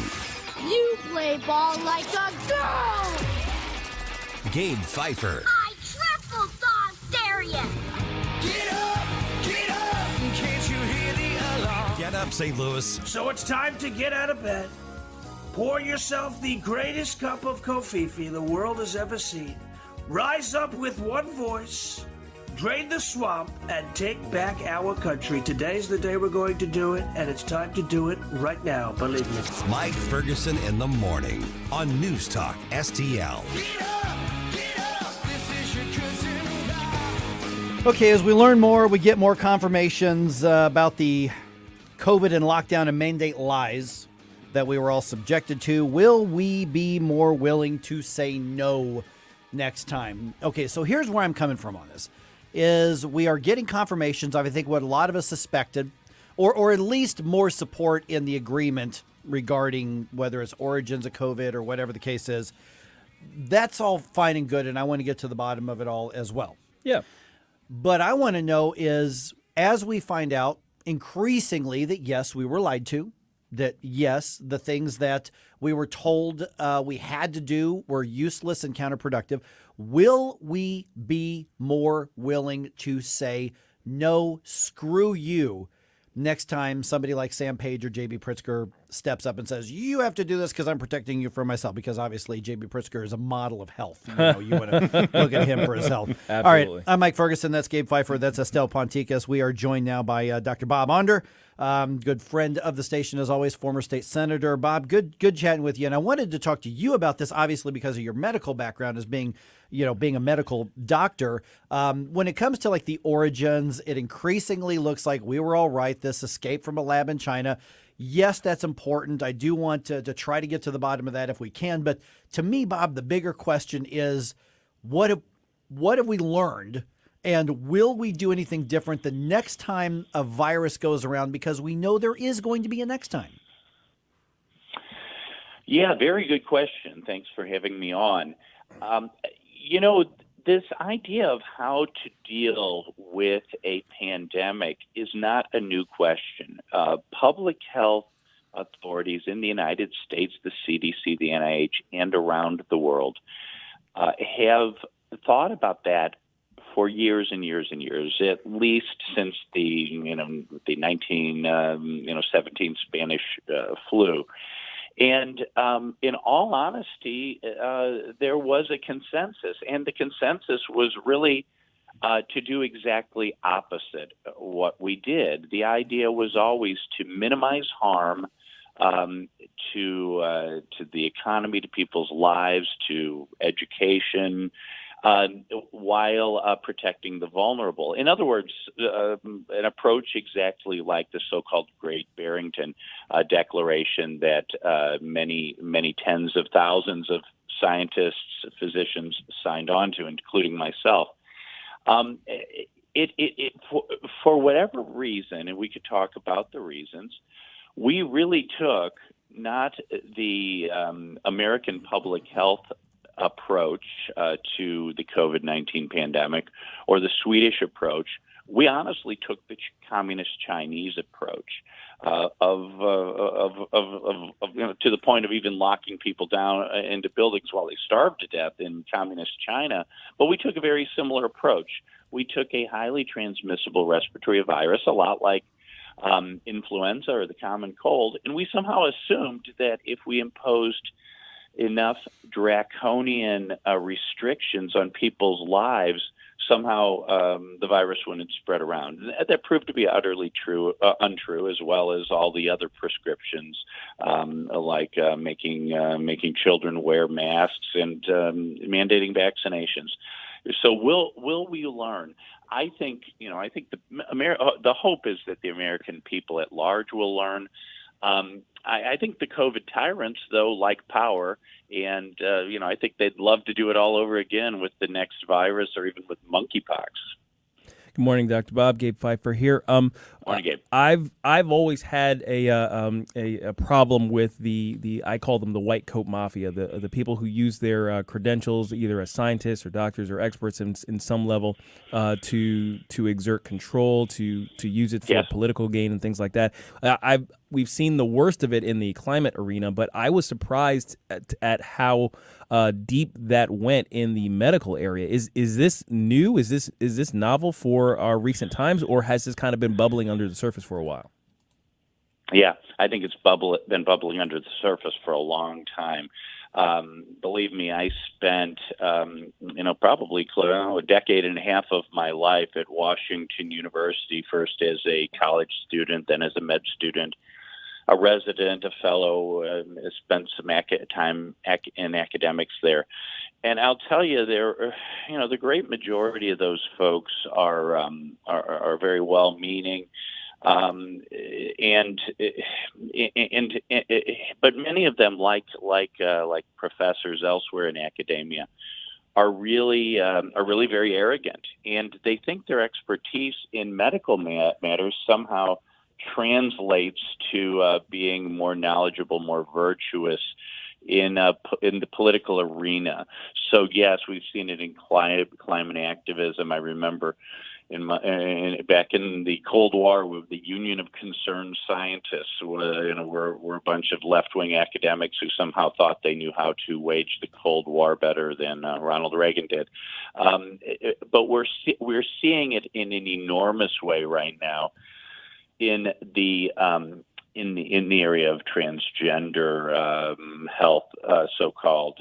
These poor, usually girls confused about their sexuality, get exploited by the activists first online and in their schools, and then they get hauled off to the gender clinic where they get poisonous hormones and even sometimes mutilating surgery.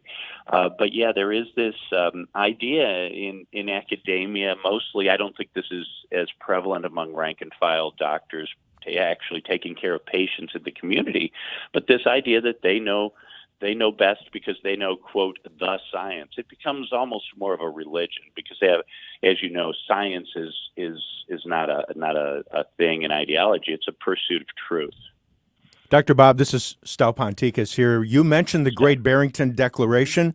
Can I just say that what in the world happened there at the beginning when Fauci and his crew shot that down immediately, and then all of a sudden natural immunity disappeared? Yeah. And, follow the science became, no, we can't discuss anything. I always thought following the science meant you get together, you discuss the stuff. If you come up with something that's a different solution, let's move forward with that. All the doors were shut immediately. That was the weirdest thing. Right. I'm sure you were wondering what was going on. Yeah, follow the science became do what you're told. Yeah. Mm-hmm.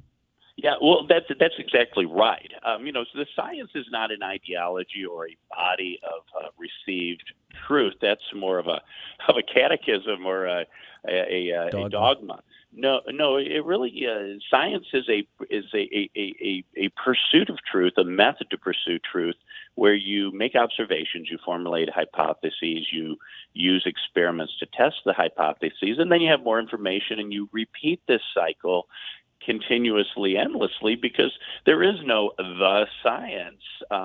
There is, as a believer, I believe there is a truth about the religion and the moral order, but there is no the science. We're constantly pursuing it.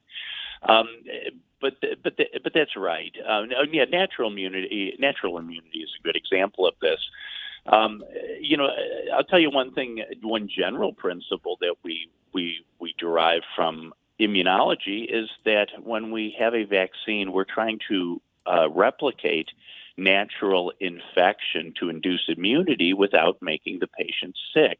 I am a board-certified immunologist, allergist, and that's what we're doing with every vaccine. So you give the patient a little bit of tetanus protein without actually giving them the disease, and then they generate immunity to tetanus. Now, if you had what they're doing there is trying to replicate the immunity you would get from a natural tetanus infection. But, tetanus infections are devastating, so you don't want to get infected.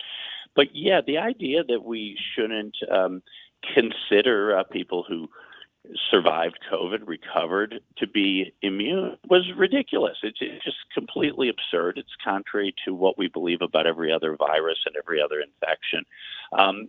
Fast forward to last week, a very important paper out of the Lancet looking at, I believe it was 38 different studies, concluded that immunity from natural infection was, shocker alert, actually better than getting the mRNA vaccine.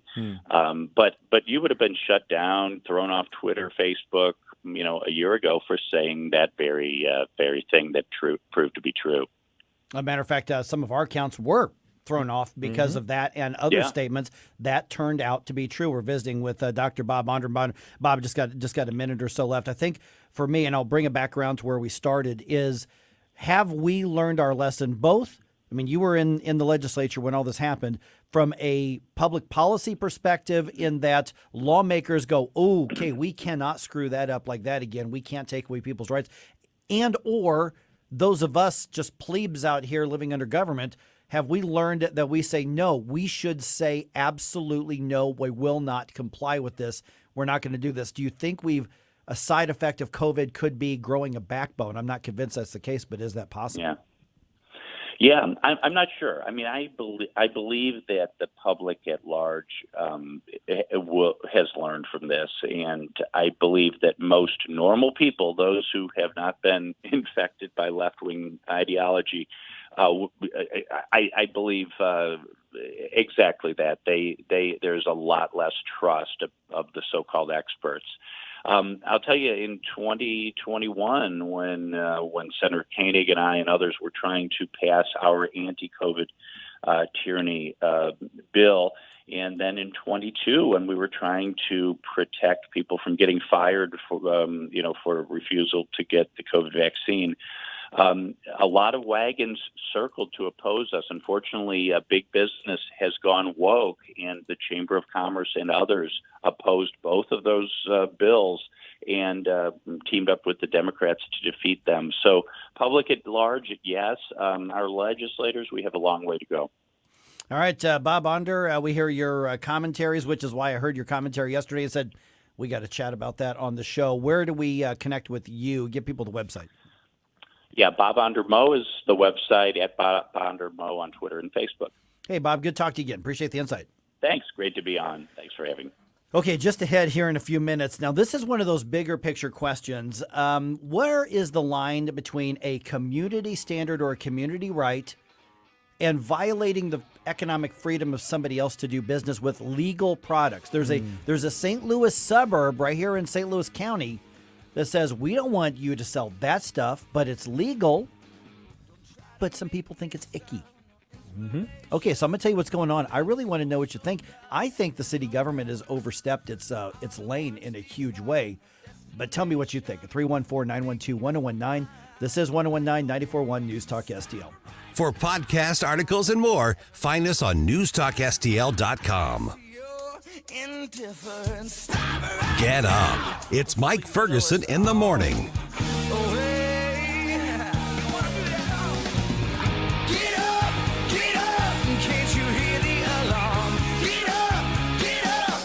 Tim Jones and Chris Arps in the afternoon.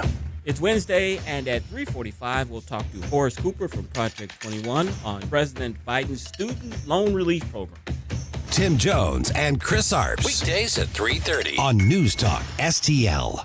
Hey, it's Tony Colombo reminding you to do what we did and get the jump on spring cleaning by calling Zero Res today. After the beating dished out by kids, the dog, and just general traffic, our home would not be the same without Zero Res. And right now, you can get 3 rooms of carpet cleaned starting at just $119. Plus, they'll throw in a free hallway and take $75 off an air duct cleaning if you just mention the Colombo special. Call and book now at 314-474-2020 or book online at ZeroResSTL.com. Columbo and Katie. How are we living in a world right now that every single thing feels like it's staged? Every single conversation, every single debate. Because a lot of it is. Every single argument. It's the Instagramming of America. If you know how Instagram works, it's basically, this is the nice life simulator of reality, where you're supposed to take the very best pictures of your very best hair day. Tony Columbo, Katie Fitzpatrick. Weekdays at 2 on News Talk STL. Steph's Pizza is on the move to Lake St. Louis. That's right, you can now get the legendary Steph's Pizza and Pasta in Lake St. Louis, 111 Pond Fort Trail. Steph's Pizza, where Mondays you get a large pizza for the price of a small, and it just got more convenient for pickup or delivery in Lake St. Louis. Steph's Pizza in the Chesterfield Valley on Long Road, in St. Peter's on Jungerman, and now in Lake St. Louis at 111 Pond Fort Trail. Check them out at stephspizza.com. Tonight's a good night for Steph's Pizza. For $1 a day, if any covered appliance breaks in your home, we guarantee to fix or replace it. All makes and models, washers, dryers, refrigerators, air conditioners, and more. Guaranteed to be fixed or replaced for $1 a day. Call the Home Service Club now for free information. 800-399-3701. 800-399-3701. 800-399-3701. That's 800-399-3701. Fox News commentary. President Joe admits questions about his age are totally legitimate. Well, no duh. I'm Tommy Lahren. More next. If I could be you. And you could be me for just 1 hour. If you could find a way. To get inside each other's mind. Walk a mile in my shoes. Walk a mile in my shoes. Walk a mile in my shoes. We've all felt left out. And for some, that feeling lasts more than a moment. We can change that. Learn how at belongingbeginswithus.org. Brought to you by the Ad Council. Walk a mile in my shoes. Biden is the oldest president in history, and I don't think any of you are stunned by that. He says he intends to run again in 2024, at which point he'd be 82 years old. In a moment of self-awareness, he admitted to ABC News' David Muir that questions about his age are totally legit, but all he can say is, watch me. Well, Joe, we've been watching you, and that's why we are concerned. There needs to be a mental competency test given to our president and any future presidents. Democrats now want Joe's mental ability to be off limits when they spent the last 7 years attacking Trump for his, and Trump never gave them reason to. Is this how much Democrats don't want Kamala? They'd be willing to throw Joe on the debate stage again and watch him flounder? Or even worse, continue his access to nuclear codes and classified information? In November of 2024, it's up to us to retire Joe once and for all. I'm Tommy Lahren, and you can watch my show Tommy Lahren is Fearless at Outkick.com. If you find yourself feeling out of place in the world, it's comforting to know conservative values haven't been abandoned everywhere. Thanks for being my voice in all this. This is News Talk STL. There are people out there that feel the way that I feel and say what I say. Welcome home. Hi, it's Dan Bongino here, and I'm proud to be on News Talk STL every weekday from 11 to 2. Right now, you're listening to Mike Ferguson in the morning. All right, how far should your activism in City Hall authority reach? There's something happening in St. Louis County that I find fascinating, and there's a lot of people that say, no, I don't want that in our town. Well, maybe you shouldn't have a say. It's a really interesting conversation. A lot of people disagree with me on this, and I've been elected to a board of aldermen, so I've been in a city government before. But the question I'm about to ask is, should any government be allowed to keep a legal business out just because enough people object? All right, Mike Ferguson here, 723. Gabe Pfeiffer's here. Stel Ponticus is here. By the way, just ahead here, how do you assess the conservative movement right now? Notice I said conservative movement, not necessarily Republican Party. How do you assess the conservative movement right now? CPAC gets underway today. We're going to talk about that at 7:35. Okay, is there such a thing as a community right to deny somebody else's any kind of freedom, economic freedom or anything else? Now, the easy answer for a lot of people is, well, no. Of course not. But a lot of people say, no, wait a minute, communities have a right to set standards. Okay, there are some things that we're allowed to say, no, you can't come here and do that. And this is where the libertarian's coming out in me. 314-912-1019. Here's what's going on. And we're kind of talking, Stella, about the concept of rights versus privileges. A privilege is something you have to ask somebody else permission to do. You have to ask government permission to do something. That's a privilege. That's not a right. If you have to ask permission, you don't have a right, or your right is being denied or delayed with paperwork. Right. So that's where I'm coming from on this. So in Des Peres, and this was a really interesting story on KMOV's website. In Des Peres, they are pushing back, and they do not want recreational marijuana dispensaries in their town. Like at all. At all. They don't want it there. And over the course of the medical marijuana debate, they did, after a lot of pushback, according to this article, kind of relent and negotiate with the dispensaries to allow, I think there's one or two there, but only under the condition that they agreed that if and when recreational marijuana became legal, that they would not become recreational marijuana dispensaries. Oh. They would remain the medical, and you've got to have the card and the whole 9 yards. Okay, so it's quoted here in the story. And again, go to KMOV, because I think it's a really interesting question. And 314-912-1019, a lot of people argue that this is our town. We don't want it there. We should be able to keep them out. I don't think that's true. What do you do with strip clubs then and other businesses where you wonder, is the city going to let it in? Okay, so that's a good question, because that's what a lot of people bring up. A sexually oriented business, SOB, as they're called in like government vernacular, is a special category, and they statewide are and countywide are restricted to, you can only open under these circumstances. So so much distance away from a school, so much distance away from a church, and all this kind of stuff. Because that is a mostly legal but not entirely legal industry. So I think that's a really fair question. With recreational marijuana, cannabis, THC, whatever, it's simply legal in the state of Missouri the same way that alcohol is, the same way that cigarettes are, the same way that tacos are. Yes. that Swiss cake rolls are.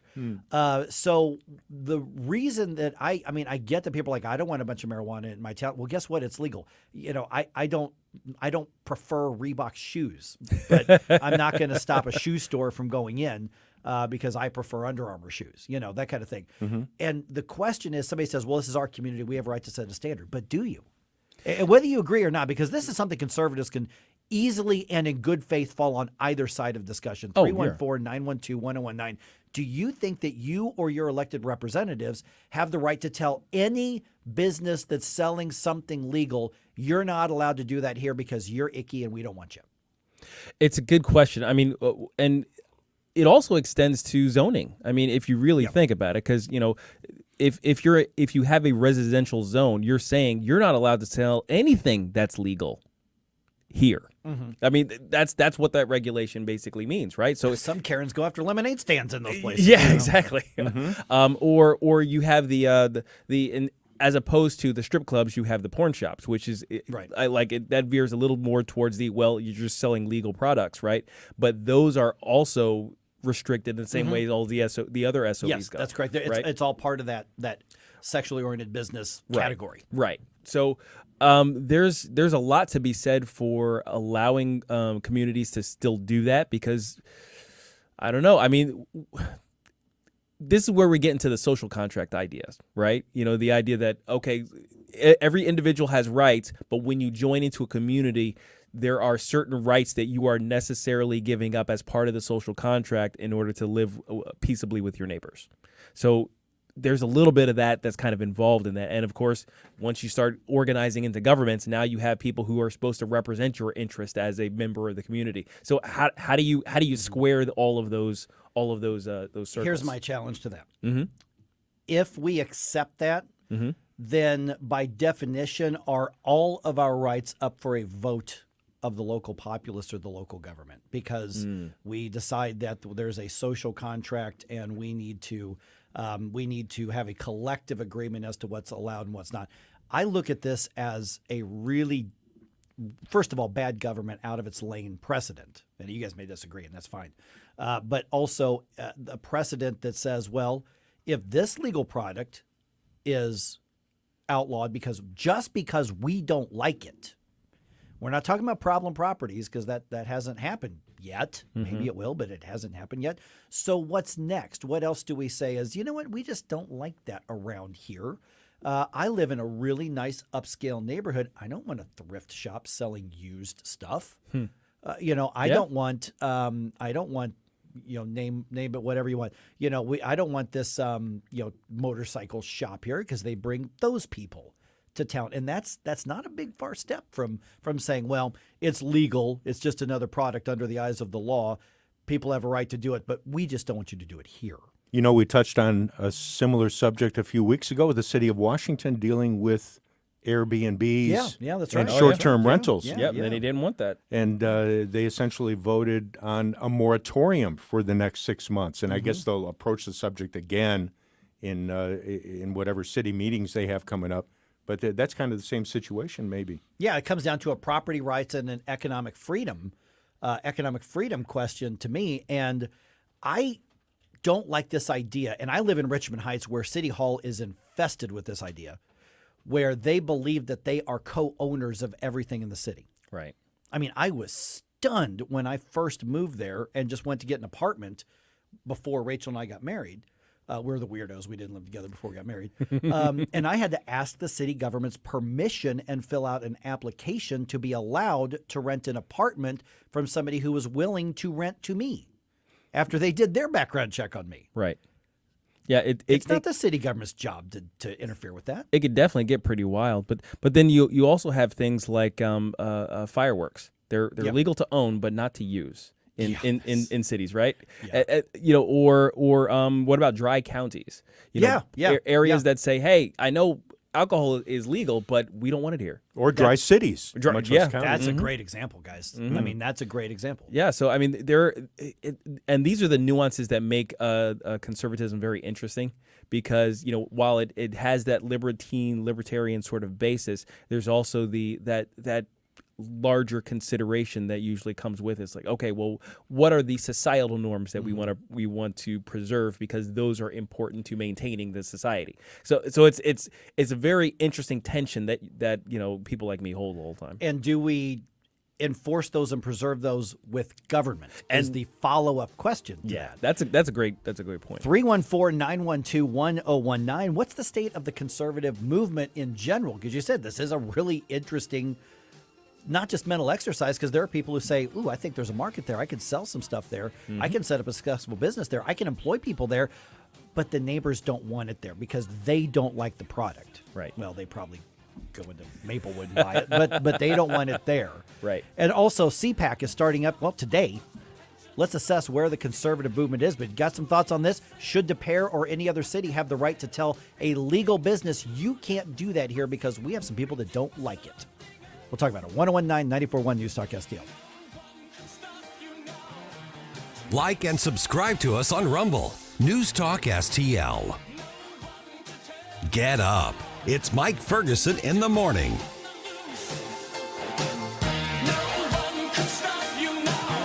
News, analysis, opinion. We'll continue our enduring support for Ukraine. China should not provide support. What happened at the train crash? The people of East Palestine, you are not forgotten. 1019 and 94.1 News Talk STL.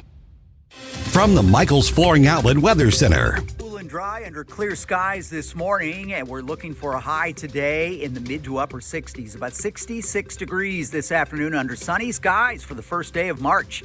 Turning a little colder tonight, down to about 38 degrees, and by tomorrow afternoon, some showers and thunderstorms rolling into the area. Some of us could see a few wet snowflakes on Friday with some snow in central Missouri.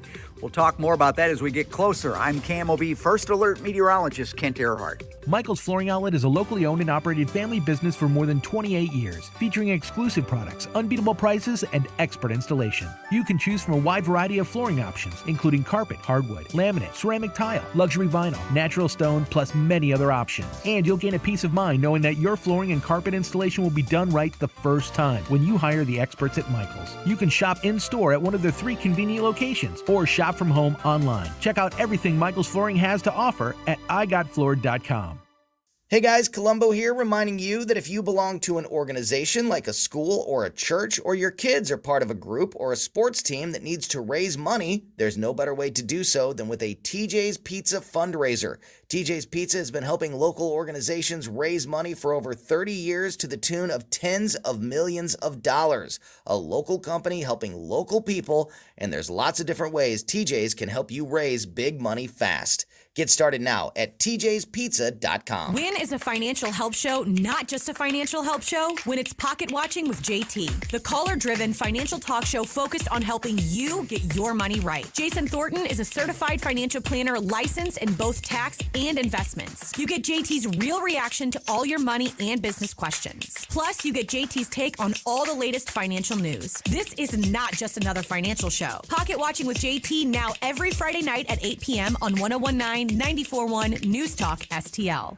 The news and talk that matters to St. Louis. Michigan State University. Mass shooting. I am running for president. News, analysis, opinion. The bilge they're filling us with every single day, it makes me sick to my stomach. News Talk STL.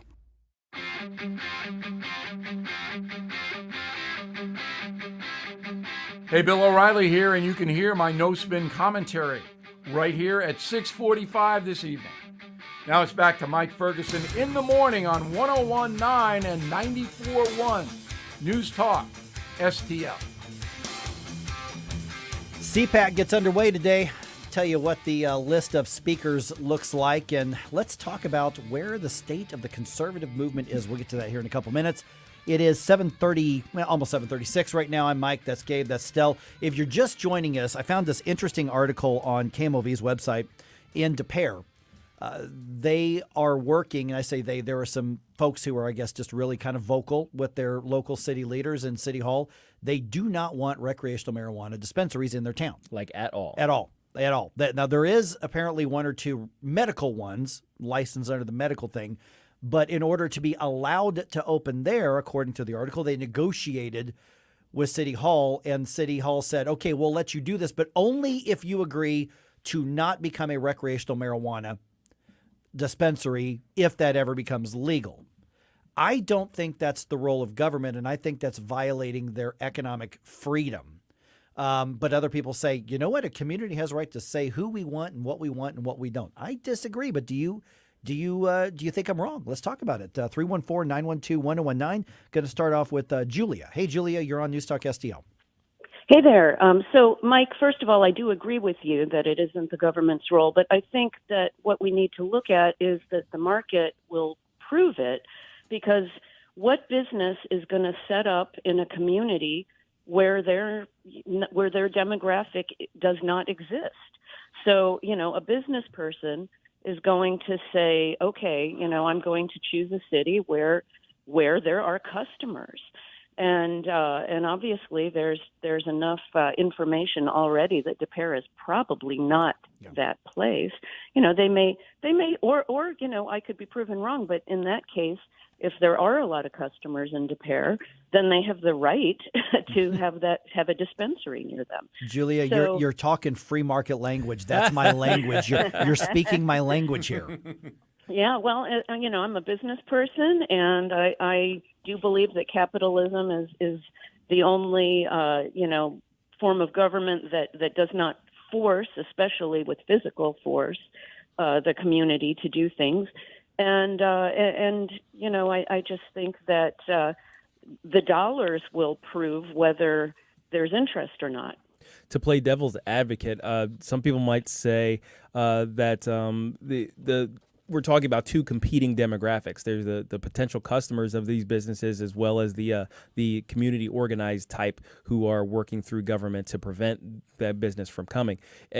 If the customer base were more vocal politically, they would show themselves from that point of view, even before the market signals, right? Right, but that's what I'm saying. That it doesn't appear that Des Peres has this customer base, as far as I can tell. So what business would set up there? Yeah, it's a good question. Yeah, to me right now, it's a precedent of a city hall saying, well, you will ask around and then decide whether or not you're allowed to do business like everybody else is allowed to do business, just because we don't like You. Yeah, I think of when I moved to Maryland Heights in the late 1980s, there was a rule or a law on the books that there were no drive-throughs because in Maryland Heights in the 80s they thought that they were kind of not the image that they wanted. Obviously, there are drive-throughs today. The people complained and they wanted that convenience. And the law got changed, and today we have plenty of drive-throughs.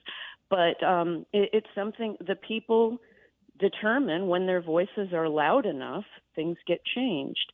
And I just think that the people will speak up if they want it in Des Peres, and they won't if they don't. And that any business person is not going to set up shop in a place they're not welcome. All right. Hey, Julia, thanks so much for contributing. Appreciate you being on the program and part of News Talk STL. Yeah, that's free market. I'm not saying that. I think what's going to happen is the recreational marijuana market's going to get oversaturated really, really fast, and some dispensaries are going to fail. Mm-hmm. Okay. That's the free market. Yeah, that's how that works. There are some places where people just don't want it. Speaking of drive-thrus, I have been known to grab a cup of coffee and a donut at a drive-thru in Maryland Heights time or two. I'm just saying it's happened. Now, part of Julia's comment there kind of brings up an interesting idea of perhaps politics or especially local politics being an early version of a market signal. Well, yeah, I mean, I think government should be protecting a free market. I mean, like I said, I've been on a planning and zoning committee before. I've been on a commission, then I've been elected to a board of aldermen. So I've seen it from that side. Politics should be downstream from culture.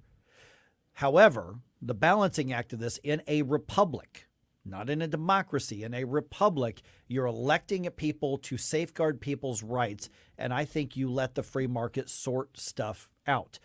Are there guardrails that we have decided to accept? And maybe this is where I will go to the social contract a little bit. Mm-hmm. Is that, okay, we're going to go ahead and say, even if this is a great plot of land for a manufacturing plant, it's in the middle of a subdivision, we're not going to allow that to happen. We're not going to allow a tire factory, right in the middle of that. Okay, so that's one aspect of it. Right. But to say everything's that's legal in the state of Missouri, in the county, in this everywhere else, even if it's legal to buy or sell on paper, to say you just can't do it here, I don't think that's politics reflecting the free market. I think that's politics trying to limit the free market. And again, if the Des Peres doesn't want it, the community doesn't want it, they're not going to buy stuff there. Right. And they're not going to make it. And it'll fail. Somebody's going to invest and they're going to lose their shirt, and that's the free market. Mm-hmm. Okay, real quick here. Let me mention CPAC getting underway today. And by the way, tomorrow we are going to have live updates from CPAC here. What do you assess the state of the conservative movement? When I look at the list of speakers at CPAC, the biggest name today is Corey DeAngelis, who's on this show regularly talking about school choice. You look at this list, I mean, Congressman Jim Jordan, Senator John Kennedy, Senator Ted Cruz, Stephen Moore, and Phil Kerpen, who are regulars on this show as well, of course. Congressman Jason Smith from Missouri, a very, very influential congressman now. Mike Pompeo, Senator Eric Schmidt, Nikki Haley, Ben Carson, Vivek Ramaswamy, and Donald Trump are among the big names who are speaking. There were some fringy, kooky types kind of scattered in there as well on the speaking list as well. People. Well, I think Steve Bannon may be on the list. I'm not sure. Yep. Okay. Yep. All right. Like I said, so he's on there. He's one of them. But what's interesting is who's not going to be there. Ron DeSantis. Really? Not scheduled to speak. Even if he's not going to run for president, the dude's selling a book. So I think this is fascinating. That's weird. That he's not going to be there. So he is, because if he wanted to speak, they'd open up a spot. So he may very well be there next year. I don't know, but Ron DeSantis is not going to be there. That is a conspicuous absence. Yeah. That really is. You know what? I'm going to bring up a point here, and Kathy mentioned it to me yesterday, and I hope I remember this correctly, because she had run across information that the law that exists in Florida regarding someone who's in office running for a different office, which blocks it, that's supposed to be voted on next month to rescind that law. Oh, really? So in other words, I think Kathy was saying he's bound by that law right now. He can't declare that he's going to run until that law is rescinded in Florida. So if he's that'll give him freedom to run. So if he's okay, so because I'm not familiar with the law, so nor was I. So if he's announces he's running for something else, correct. He's running for president. He's governor and he's running for president. Yeah. He can't do it until there's a certain time. Limit, I guess. Said another way, you can't be serving in office in Florida and running for another position. Thanks for describing it better than so I did. So like a governor who says, I'm going to run for U.S. Senate. Yeah. Right. You have to resign as governor. You would have to resign. Really? Exactly. There we go. Yes. Okay. That's the word I missed was resign. That's a dumb law. Well, it's one of the reasons why it's probably being looked at right now. Yeah. I mean, that's a real, I'm sure it's being looked at because they really like their governor in Florida. But yeah, that's a dumb law. And that's got First Amendment implications on that as well. I mean, now, I suppose the argument for it is to say, well, we hired you for this job. We don't want you to spend the time that you should be doing this job looking for your next job. So I understand the emotional appeal to some people. But I mean, that's kind of a service appeal too. Yeah. I mean, it's like, I want you to do the job I hired you for. I mean, I don't know. Thanks for giving a better description. Oh, sure. Yeah, no problem. I knew exactly what you were talking about once you brought it. I was like, oh yeah, that I forgot about that law. Now, and of course, related for those of us, not us, but those people who have the dream ticket of a Trump DeSantis, one of those guys would have to establish a residence in another state. Maybe. I think. There's a lot of people arguing over that. It's one of those interpretations that at the very least, in order to remove it as a point of contention, at least in the past, people have done that. Dick Cheney did that. Yes, he moved from Texas and changed his address back to Wyoming in order to be on the ticket with George W. Bush. Right. So there are people who dispute that. I think your interpretation is correct, but I'm not willing to bet my life savings that I'm correct about that. But that's the way I understand it, is that the president and the vice president nominees can't be from the same state, with Donald Trump obviously now being a resident of Florida instead of New York. And so, that's very possible. I don't think there's any way Donald Trump, if he's the nominee, that he picks Ron DeSantis. Oh, absolutely not. I think Donald rightfully looks at Ron DeSantis as a political threat. Yeah, to him. Absolutely. I think Donald Trump would rather try to destroy Ron DeSantis than to even try to set him up to succeed him. Well, That's the way I see it. Kind of already started. Oh, he's going after. Yeah, he definitely is. And Donald Trump's going to be the final keynote speaker of C-SPAN. Once again, CPAC. C-SPAN is going to cover among all the conservative streaming channels and cable channels, they'll be broadcasting the main speakers out there. All of the the good ones, the few weirdos. It's going to get a platform. It's all going to be out there. All right, get some thoughts on the state of the conservative movement right now. Got time to talk about that here in the next 12 minutes right here on 101.9 and 94.1 News Talk STL. We give you news, analysis, opinion, and more. Only on News Talk STL. Get up. It's Mike Ferguson in the morning. Connors USA. It's not uncommon today for young people to try out different labels in search of their truth. In search of their truth or following your indoctrination. Larry Connors. Which came first? Weeknights at 6 on News Talk STL. iHelp is the immigrant home English learning program here in St. Louis that helps empower immigrant families by providing individualized in-home English language education and tools for the effective navigation of our community. iHelp connects volunteer teachers with adult immigrant and refugee learners in our community to develop English and life skills. To learn more or to volunteer as a tutor, visit ihelpstl.org. That's ihelpstl.org. School choice is an idea whose time has come. It's flourishing in many states, just not in Missouri. Take charter schools, a great alternative for parents whose kids may be trapped in a failing school district. But charter schools are currently only available to families in just 3 of 520 school districts: Kansas City, the city of St. Louis, and Normandy. Open enrollment allows students to enroll in a district other than the one in which they live. It's important because rural schools may not offer all the advanced classes larger districts do. Open enrollment does exist in Missouri, but participation is highly restricted. And the Empowerment Scholarship Account, or ESA program, needs to be expanded so many more parents of students with disabilities and low-income students can access it. Charter schools, open enrollment, ESAs. If they're good for some children, they should be good for all children. Check out our 2023 blueprint, Moving Missouri Forward, at showmeinstitute.org. The Show Me Minute has been brought to you by Show Me Institute and Show Me Opportunity. Free speech is alive and well in America. Thanks for taking my call. Right here. You know what's going on? To have our great awakening. You see through the smoke screen. It's cool to be woke. News Talk STL. Until it's not. News, analysis, opinion. This hour of Mike Ferguson in the Morning brought to you by Window World. Simply the best for less. 314-993-1800 or visit windowworld.com. Hey, this is Larry Connors. Make sure you're listening later today at 6 o'clock on News Talk STL for my show, Larry Connors USA. Now, back to Mike Ferguson in the morning. All right, we got a lot to talk about here next hour or so before Vic Porcelli takes over here. We are going to applaud the people of Chicago at 8:05, believe it or not. We're going to do that. I will join you, yes. Yeah, the people are like, what? But it's Chicago. I know, but they actually did something right. So we'll talk about that at 8:05. It's 7:50 right now. I'm Mike. Got Gabe here. Got Stell here. Okay, so we're talking about CPAC, Conservative Political Action Conference, underway today. It's a 4-day event. They're back in Washington, D.C. this time.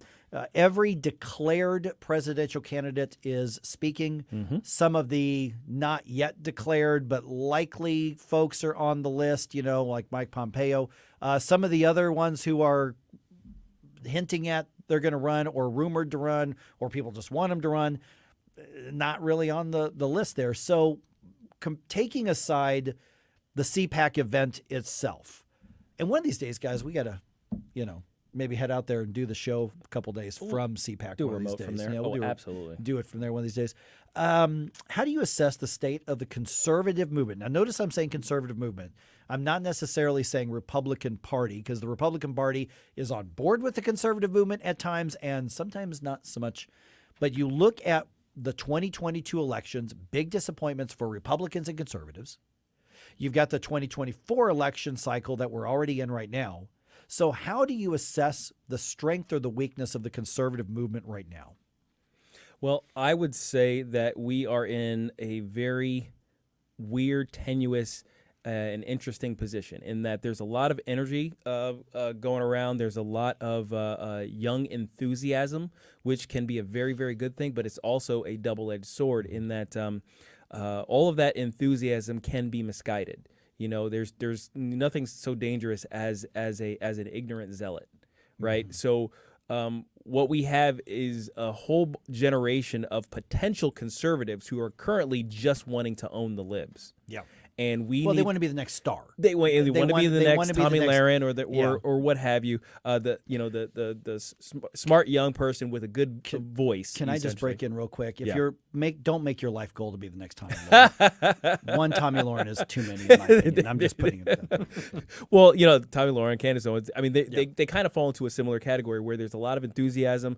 They're young, they're good looking. They can be fairly decent spokespeople for the movement if they had the sort of refinement that usually only comes with age. And that's kind of the thing. You can't be a young and enthusiastic and a wise old conservative at the same time. So we end up with this strange dichotomy where you've got your Thomas Sowells out there who are speaking all the facts and laying down the law, and you have a few people who've read Thomas Sowell a couple times maybe, or have just heard of him, or they've heard of him. They've skimmed it. They've seen the meme. They've seen a meme of or a tweet by the Thomas Sowell account, which isn't actually Thomas Sowell, just quotes from his book, and they're like, "Hey, I like that, and I'm going to say it over and over in 3 different ways while facing the camera so everybody sees how cute I am." So there's a bit of both going on right now in the conservative movement, and which way that takes us is still up for grabs.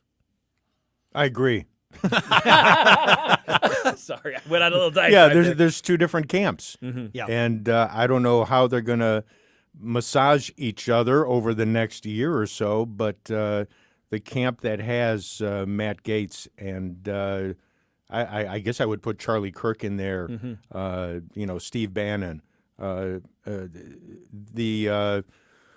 MAGA, ultra MAGA folks, and then would that side would consider the rhinos on the other side, and that would include Nikki Haley and some of the other candidates, Pompeo and Pence. I love Vivek Ramaswamy. I'm a huge fan of his, and he seems to be walking the line between those two right now. He does, and he's such a smart guy. I'm curious to see where he's going to go over the next few months. So I agree with you, Gabe. I think it's going to be two different camps that are going to be trying to figure out who's going to come out on top here. Mm-hmm. Yeah, conservatism is not monolithic. By the way, No. Mike Pence is not speaking at CPAC this year as well. Okay. Which I think was interesting. interesting. Yeah. The other interesting thing is I didn't even think to look for him until you mentioned his name. Like, oh yeah, he's not speaking on there. As I looked to see what Ron DeSantis was doing, and he's not. So I think that's interesting. But conservatism, not monolithic. You've got elements of the free market, Goldwater type of libertarianism. You've got some of that. I guess more establishment, type of conservatism. You've got the more old-fashioned, Buckley Reagan type of conservatism. So there are different strains of thought, which can be a really, really healthy thing. But as you're bringing up, Stel, the conservatives tend to go to war with one another. And I don't think that's going to change. But I also think when you look at the 2022 disappointments, because if anything, if there were ever a time that conservative free market economics, cultural issue, if all of those things should have won, it was 2022. So I don't think it's a matter of changing your sound bites or your hashtags for 2024. This is about understanding who and what we are in the conservative movement, the libertarian, the freedom movement, and connecting that with voters in order to regain some of our rights and rebuild an economy that's been left in shambles by the left. Can we get a big sign that says "We speak fluid free market," and maybe put that somewhere and help everybody kind of get under a banner like that? Here's the problem, though. I think there's an increasingly hostile attitude towards the free market in the conservative movement. I think you're seeing some central planning type stuff getting in. I think you're seeing protectionism come back. I don't know that the conservative movement is necessarily free market as much as it used to be. I think a true conservative is a free marketeer, but I think there is a big government kind of approach that's nibbling around the edges of the conservative movement, and I think they should be careful about that. I think that's kind of like a reaction to the big government encroachments by the left. So you're just like, oh well, how do we quickly and effectively regain the ground that we've lost or we've ceded in many instances to the left? And a lot of people see that quick, easy solution in the government. But what is it? The easy path to power is the path to the dark side, as they like to say in Star Wars lore. So you got to be careful with that stuff. So Right. I would much rather have a deliberate move, long game playing by the conservatives. You know what? From my perspective, I think the young bloods look at that side and say that's the issue over there, and they're the rhinos. So I think the young bloods, again, we're going to have those two sides fighting it out. All right, what do you think? Let us know. Right here, 1019-94.1 News Talk STL.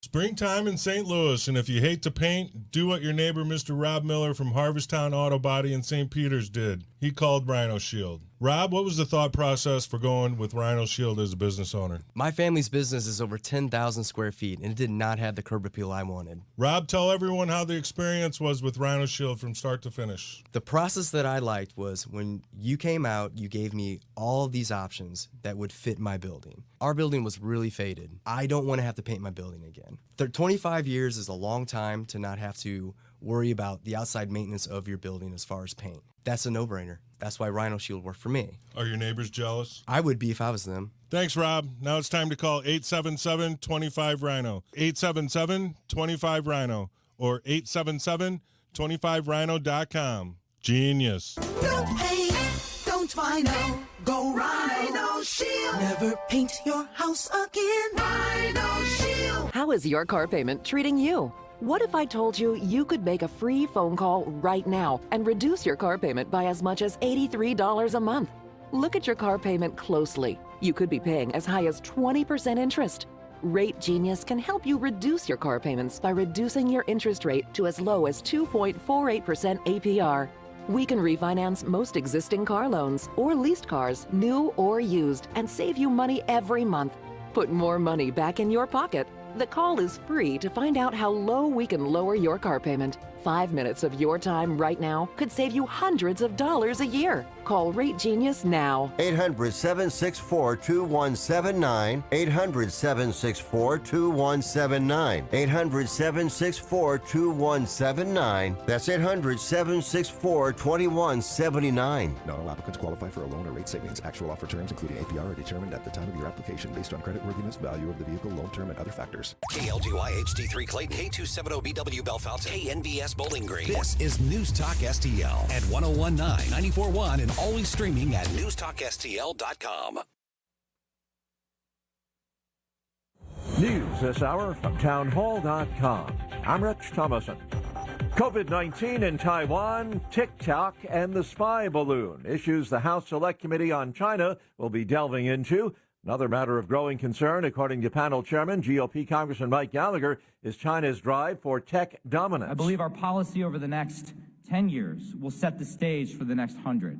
We cannot allow the CCP's tech-powered dystopia to prevail. And regarding the pandemic, COVID-19 has killed almost 7 million people worldwide, but we still don't know exactly how it started.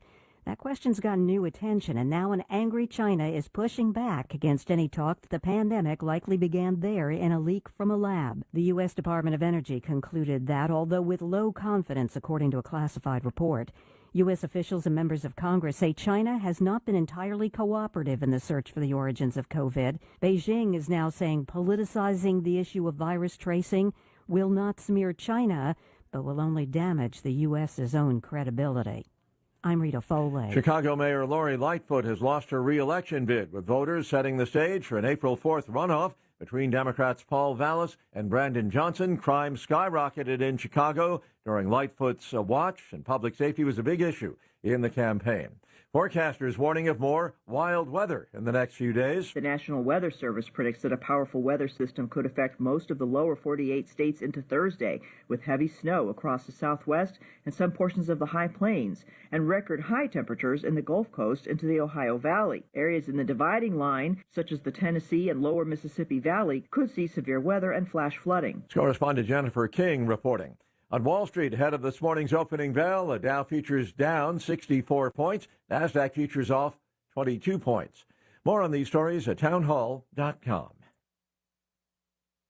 Relief Factor, pain relief that's natural, pain relief that works, and pain relief that attacks the source of the pain. That's the experience of tens of thousands of Americans who are taking Relief Factor right now. See their incredible video endorsements at relieffactor.com and then order your 3-week quick starter pack for just $19.95. That's less than $1 a day. Find out if it can work for you like it works for me by ordering your 3-week quick starter pack today. relieffactor.com, relieffactor.com. Be the next success story. The Angie's List you know and trust is now Angie, and we're so much more than just a list. We still connect you with top local pros and show you ratings and reviews, but now we also let you compare upfront prices on hundreds of projects and book a service instantly. We can even handle the rest of your project from start to finish. So remember, Angie's List is now Angie, and we're here to get your job done right. Get started at Angie.com. That's ANGI, or download the app. From the Michaels Flooring Outlet Weather Center. Cool and dry under clear skies this morning, and we're looking for a high today in the mid to upper 60s, about 66 degrees this afternoon under sunny skies for the first day of March. Turning a little colder tonight, down to about 38 degrees, and by tomorrow afternoon, some showers and thunderstorms rolling into the area. Some of us could see a few wet snowflakes on Friday with some snow in central Missouri. We'll talk more about that as we get closer. I'm KMOB First Alert meteorologist Kent Earhart. Talk radio made in St. Louis. Very excited for what you guys are doing for the St. Louis community. For St. Louis. Relevant local talk. Saying what we are thinking. This is News Talk STL. You guys are awesome. I love you. And it's a tremendous honor to be on the station. News, analysis, and opinion. Thanks for covering the local angle. Come on, people. This is America. We better open our eyes. Really local, really good. News Talk STL at 1019, 94.1, and newstalkstl.com. This hour of News Talk STL is brought to you by Stifel, serving investors for over 130 years. Contact your Stifel financial advisor at stifel.com. That's STIFEL.com. My wife and I have been married about 5 years now, just a little bit over 5 years. And probably for the last 3 of those 5 years, we have had conversations on and off. We really want to get maybe a weekend property, vacation property, a nice cabin somewhere. Maybe we can, rent it out when we're not there, but have a place that is going to be really, really important to us as we build our life together and someday have grandkids and all that kind of thing that comes later in life. And when we decided, you know what, let's do it, there was only one number that we even thought about calling, and that is 314-810-SOLD. Mike Ferguson here for the Wallner Home Selling Team with Berkshire Hathaway. And the great thing is I called them and I talked to Rodney and Jen. By the way, you call 314-810-SOLD. Rodney or Jen will pick up. This isn't going to their call center or their answering service. This is the phone in their pocket that it goes to. And I told them what we were doing, and they said, you know what, let's do this. I'm going to show you what the properties are looking like and what their values are, all the things that a really good real estate agent is going to do. They were asking insightful questions because they want to know what we want to do and what we need out of this. But what was amazing to me is Rodney said, listen, Mike, you need to wait just a little bit. I would advise you to wait because the conditions are going to be better later. Don't do it just yet. So literally he's saying, I want to do this work for you. He is doing the work for me, but he made a recommendation to me that goes against any salesperson's immediate interest. They say, close a deal. But he said, no, let me do the right thing. Let me tell you that this is the best time to do it. And man, was he right. Man, was he right. And so we've waited and we're still going through the process, but we're actually going to have a better situation in the end because I trust Rodney and Jen Wallner, and you should do the same thing. Do what I did. Call 314-810-SOLD to get the best advice. Rodney and Jen Wallner, whether you're buying or selling, can get you the best dollar-for-dollar deal because they're passionate about providing that insight and guidance for you and your family, and that's why people trust Rodney and Jen. It's why I trust Rodney and Jen. So give them a call. Just ask them your questions. Even if you're just thinking about doing something, now's the time to talk to them. If it's 6 months or a year down the road, call them today. 314-810-SOLD, 314-810-SOLD. St. Louis's new choice for conservative talk. What can we do to drain the swamp? Live and local. At some point, do we just let the dumb ones weed themselves out? Our modern society has been keeping dumb people alive for a long time. This is News Talk STL. Mike Ferguson. Just because you're offended, it doesn't mean you're right. Gabe Pfeiffer. I love Jesus. He was my superhero. Get up, can't you hear the alarm? Twitter is like being able to read every toilet wall in the world. Mike Ferguson in the morning on News Talk STL. Get up, this is your cousin God. Okay, here's something we don't say often in St. Louis. Congratulations to the people of Chicago. Thank you. Thank you very much. They finally got something right. I'll accept the award on their behalf. Does this mean there's hope for other deep blue areas? I wouldn't go that far. Okay, well, that's the question. 8:07 right now. I'm Mike. That's Gabe. That's Stell. So here is what's happening, if you haven't heard already. Chicago's mayoral election heading to a runoff. They have a similar situation that St. Louis does. No parties on the ballot, although everybody's a Democrat. And the top two go on to the final election unless somebody wins over 50% of the vote. So, but the last two standing in that election does not include the now soon-to-be former mayor, Lori Lightfoot. She got the boot last night. Hallelujah. Fox News' Brooke Singman has the story. Lori Lightfoot is the first Chicago mayor in 40 years to lose their re-election bid. The race will advance to a runoff between Paul Vallis and Brandon Johnson on April 4th, since none of the candidates in the field received a majority of the vote. Lightfoot came in third place with a dismal 17%. She conceded late last night. With Lightfoot set to leave office, the two candidates headed into next month's runoff are promising a safer future for the crime-ridden city. Chicago crime went up at rates not seen in decades under Lightfoot's leadership. Since she took office in May 2019, murder is up 59%, robberies spiked by 27%, theft surged by 31%, and motor vehicle theft skyrocketed by 270%. Basically, Lori Lightfoot has about 2 months to pack her boxes, labeling them so people know they're hers. Just say like Beetlejuice, and then she can get on out of there. Chicago's crime rate overall, everything put together, up 61% in the first 3 weeks of 2023 compared to the same time last year. Crime violence was absolutely an issue. But here's the thing. At her rally and her meeting last night of her supporters admitting that she lost, Lori Lightfoot was still trying to play the heroic role on this. To my friends across the country and my fellow mayors, never fear being brave and bold. She's brave and bold by not giving her people the public safety that is the number one thing on their list. Those are not the two adjectives that I would use to describe her. at all. Woke and Weird. extremist, and there's a lot of things we can come up to. So a guy named Paul Vallis and a guy named Brandon Johnson will square off in the April 4th runoff election, and then about a month after that, I think, is when the winner is going to be sworn in. Do you think we're going to get a TikTok video of her moving out? I'm just curious. Dancing at the same time? Dancing up with her to boxes. It's like the two things. Am I going to dance to the right or to the left? And the biggest mistake there is that she can't dance with crap. She's like almost as bad as me on that. So here's the question, though, is yes, there clearly was a limit to Chicago because, listen, Lori Lightfoot is the mayor. She was the head of the machine, the de facto head of the machine in Chicago. And she got whooped. I mean, 16 point something or 17, whatever percent it was that she got. That means 83, 84% of Chicago Democratic voters, because that's really all that's there in Chicago, in the city of Chicago, voted against her. What kind of message does reverberates through the rest of the deep blue places? Now, I'm looking for a word that's the opposite of a landslide. You need to call me if you got one, 314-912-1019. What is the opposite of a landslide? Because landslide is a major and overwhelming victory. What is what good word for an overwhelming defeat? Because that's what she suffered. Maybe she was. You mean like SmackDown or something? Oh, maybe. I like that. Yeah, SmackDown. Yeah. Mm-hmm. It was a voter tsunami. Against her. Yeah. Yes. A tsunami against you. You have to qualify. I wonder if there's one that has a kind of inherent negative vibe to it. But in any case, sinkhole. Sinkhole. There you go. She fell down the sinkhole. Vote for me.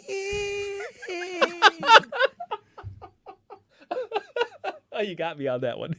I wasn't expecting that. But in terms of the reverberations from that, I would hope that it emboldens other movements within, the for the good D's, or how do we, the decent D's. Decent D's. That's what we're naming the Democrats who are not, raving leftist lunatics. We want the decent D's to kind of take the party back over, and so we can actually have a functioning government again. But I hope it emboldens them to look to oust their current leftist overlords right now. I mean, it failed with Gavin Newsom. Mm-hmm. It failed with some others, who were up for re-election. They got reelected. Their machine worked for them. But you can get rid of these people. You can replace them with a decent Democrat, a decent liberal, somebody who isn't going to actively and deliberately try to destroy your town. Yeah, I mean, because Chicago's never going to elect a Republican. Well, no. Those days are, before daily, but that there was anybody there. I mean, just like St. Louis City is not going to elect a Republican mayor anytime soon. No, it'll be decades. The circuit attorney is not going to be a Republican, and certainly not a conservative anytime soon. That's not to say that Republican couldn't win an alderman seat here and there. I'm not saying that's not possible, but progress overall, can be made. It can be made.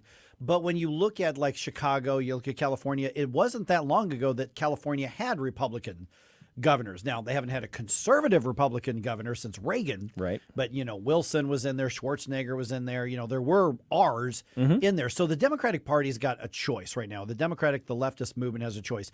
They can look at what happened to Lori Lightfoot, because this is one of the top 3 biggest cities in the country.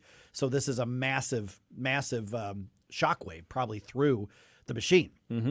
So they can look at this and go, oh, crap, we're about to lose our grip on people. We had better adjust to what we were just told. Yeah. I don't know that they're that smart.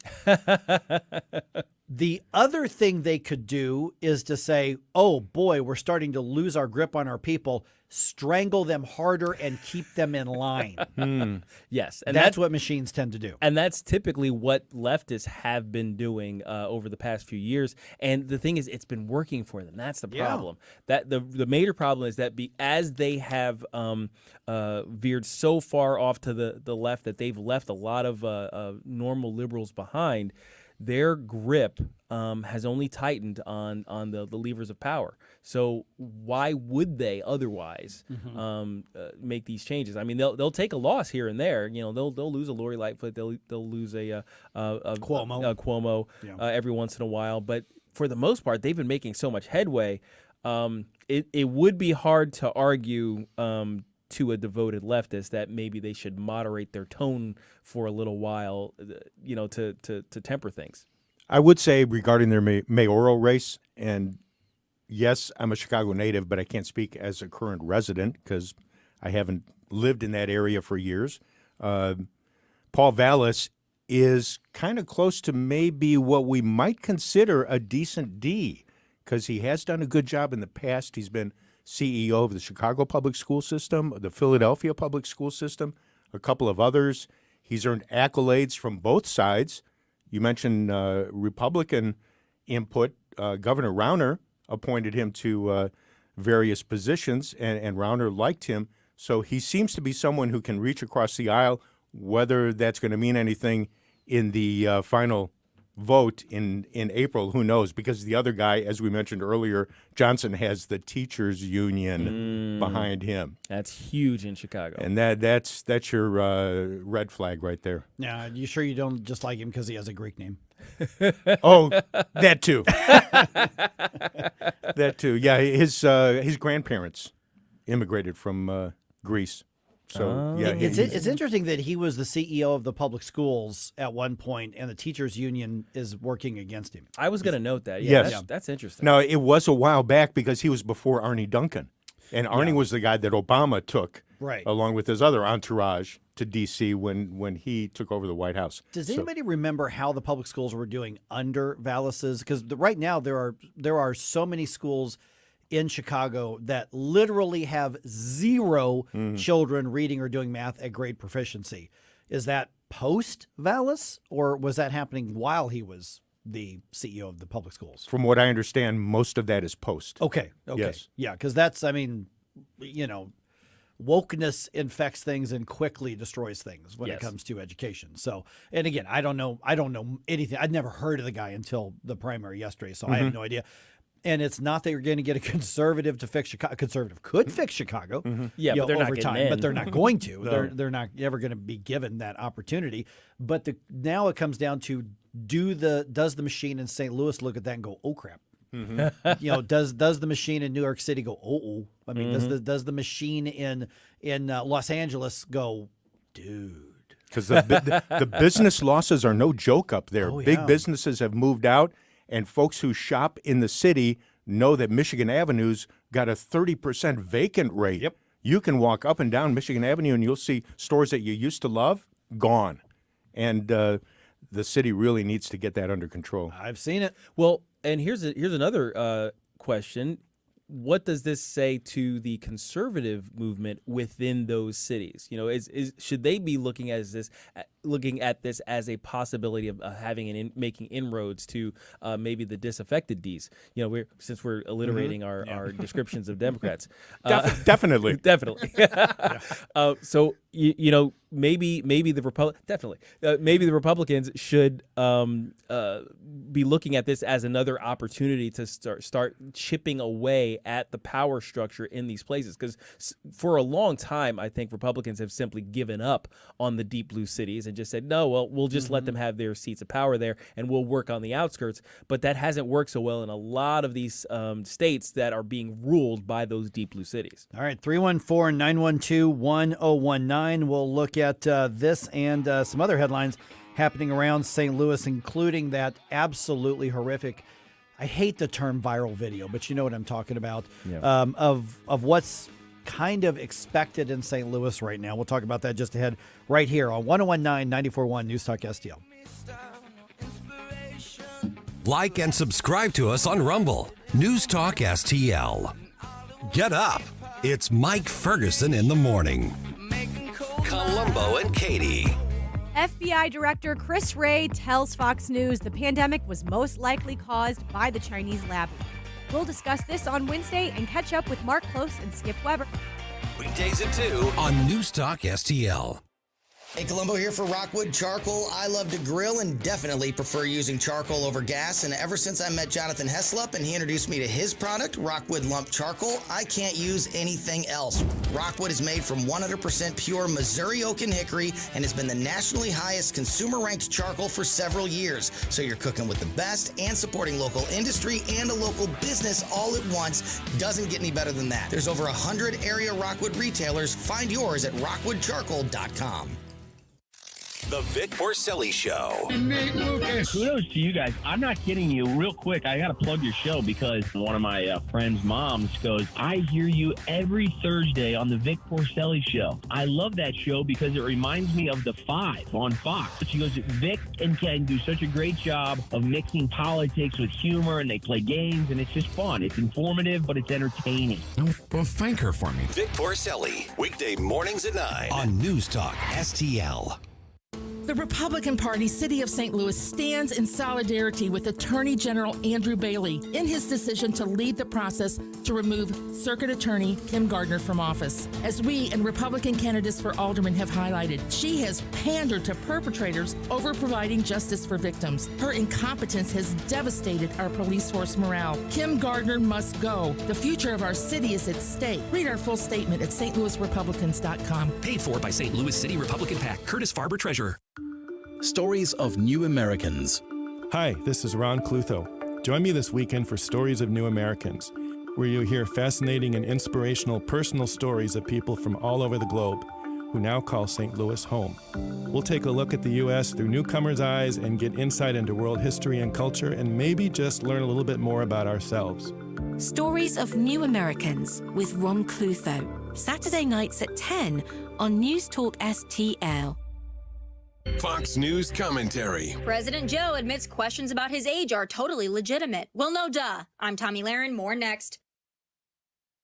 If I could be you.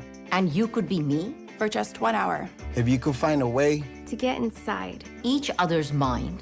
Walk a mile in my shoes. Walk a mile in my shoes. Walk a mile in my shoes. We've all felt left out. And for some, that feeling lasts more than a moment. We can change that.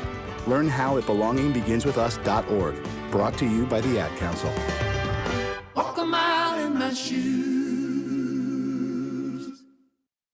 Biden is the oldest president in history, and I don't think any of you are stunned by that. He says he intends to run again in 2024, at which point he'd be 82 years old. In a moment of self-awareness, he admitted to ABC News' David Muir that questions about his age are totally legit, but all he can say is, watch me. Well, Joe, we've been watching you, and that's why we are concerned. There needs to be a mental competency test given to our president and any future presidents. Democrats now want Joe's mental ability to be off limits when they spent the last 7 years attacking Trump for his, and Trump never gave them reason to. Is this how much Democrats don't want Kamala? They'd be willing to throw Joe on the debate stage again and watch him flounder? Or even worse, continue his access to nuclear codes and classified information? In November of 2024, it's up to us to retire Joe once and for all. I'm Tommy Lahren, and you can watch my show, Tommy Lahren is Fearless, at Outkick.com. Subscribe and watch your favorite News Talk STL shows. Mike Ferguson in the Morning, The Vic Porcelli Show, Columbo and Katie, Jones and Arps. Webcam streaming on Facebook, Twitter, Rumble. Subscribe and watch News Talk STL.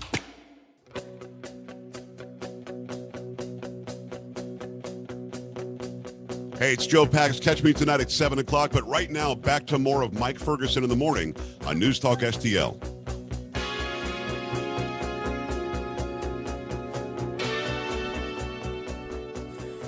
Okay, big question to ask at 8:35.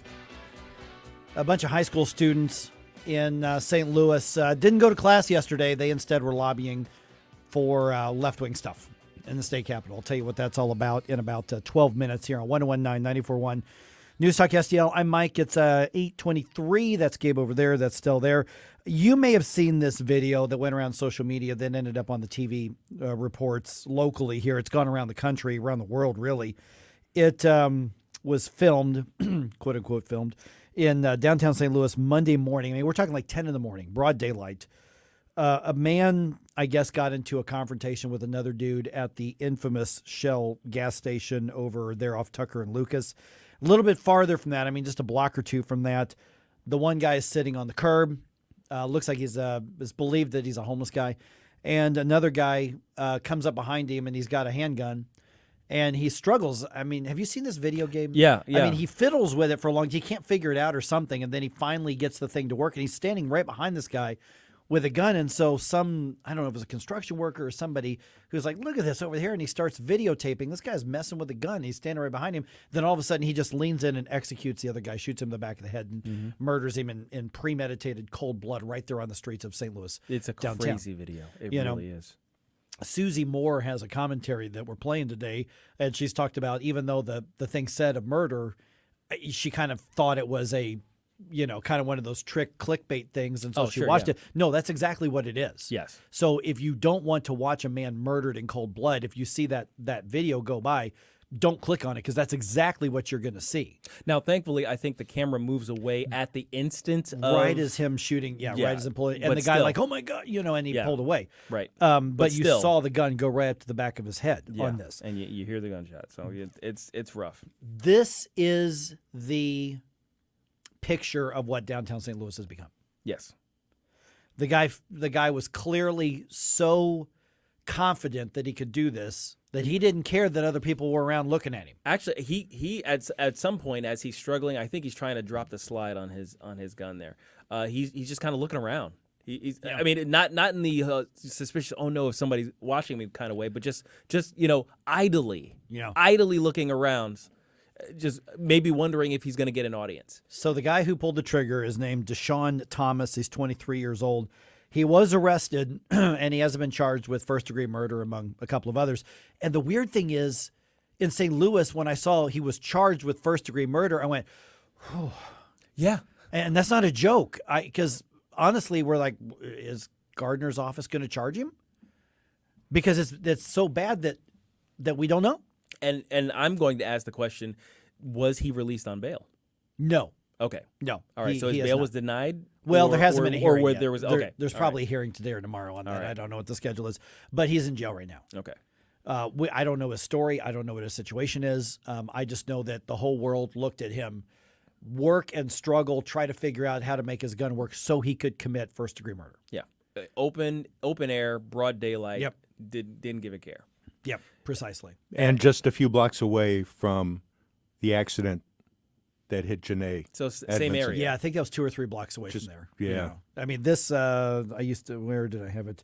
But yeah, it was not too far off Tucker. Because hers was, it was Tucker and Lucas for the shooting, I believe, about a block south of the Shell station. Tucker and Lucas is the Shell station where they got into whatever fight they got into, and then it went to wherever this happened, like 2 blocks away. Yeah, a block or 2 south, and then you go just a few more blocks. You're at 11th and St. Charles, where the accident happened. And when people are talking about how serious this is, not political points, not not my side versus their side when it comes to Kim. This is what the city has become. Mark Harder, county councilman, was on earlier. He said he was amazed. He goes downtown. He went downtown, and there's just no activity. There's no buzz unless there's a ball game or something. There's no buzz happening. I mean, we work downtown. That's true. Mm-hmm. There's downtown should be hopping from 7 a.m. to 5 or 6 p.m. and then you want nightlife after that. That doesn't happen here. Nope, it's pretty dead. Yeah, it's isolated in areas. There are some pockets of activity, I suppose, especially around the new development areas like the Armory and things like that. But even I think that's going to be short lived. Honestly, I mean, if the city keeps going the way it's going, the popularity of those areas is going to diminish. It's like, okay, I've been there a couple times, but I keep hearing about this, that, and the other thing happening in that area. My car got broken into last time I went down there, so I'm not even going to bother. I think they're going to die. And here's, like, for instance, I come in pretty early, as we know. I mean, anybody does this for a living. We come in pretty early. I don't stop.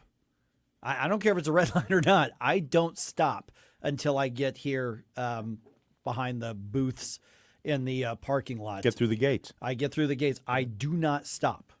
I know better than to stop. And I've had times where I've gone up to an intersection. Some dude runs out in front of me. That's happened before. Yep. And I swerve around. I've seen crazy stuff at 2:45 and 3 a.m. when I'm driving in. But I come down, 14th, and I go over to Shoto, and I come over to 18th Street. I don't care if it's a red light in front of me or not. I'm going. I can't tell you how many times I've driven down Tucker and 12th and Gravois, and cars just blow right through stoplights. Doesn't have to be at night. I've seen it in the middle of the day. I'm that guy. Sadly.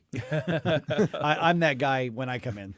Now I will slow down to make sure nobody's coming the other way, but I'm not going to stop and be a target. Well, just for safety. There's zero traffic at the time that you're coming there's in. not. My goodness. If there is traffic, I think something's weird.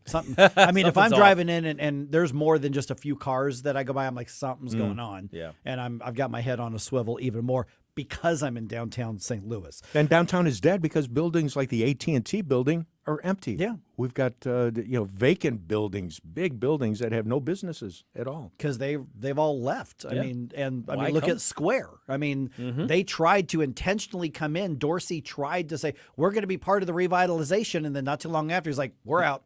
Can't do it. My people will not do it. We're out. We can't do it. Between the crime, between the homeless, between all of those things, we're just not going to do it.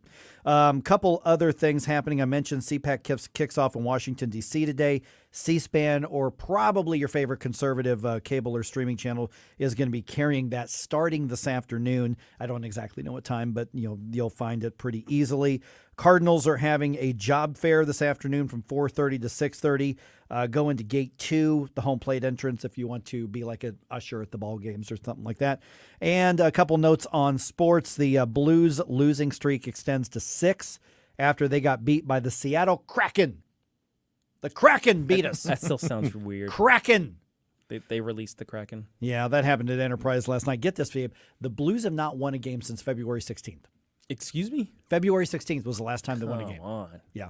Since O'Reilly left. Yeah, they have not won a game since O'Reilly left. That's absolutely true. Absolutely. Well. Cardinals beat the Nationals 5-3 in spring training yesterday. They play the Astros this afternoon at noon. 12:05 technically, but you know what I mean. Yeah. It's spring training. You don't see that very often where both teams have 5-3 scores. Blues That's lose right, 5-3, yeah. Cardinals win 5-3. Yeah. Wow, yeah. Difference is in baseball, that is one base hit away from tying you up. 5-3 in a hockey game is That's a blowout. That was definitive. Let's put it that way. Yeah. All right, 314-912-1019. Some high school students have gone from victim to activist, and they have decided to work to take away some of your constitutional freedoms.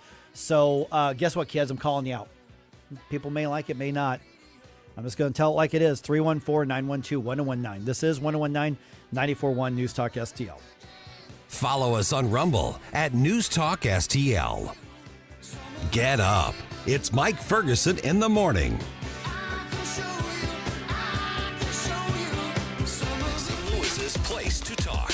The American people have further lost faith in our governmental institutions. People can decide what they want and how they want to live. News Talk STL. News, analysis, opinion.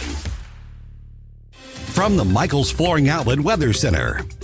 and dry under clear skies this morning, and we're looking for a high today in the mid to upper 60s, about 66 degrees this afternoon under sunny skies for the first day of March. Turning a little colder tonight, down to about 38 degrees, and by tomorrow afternoon, some showers and thunderstorms rolling into the area.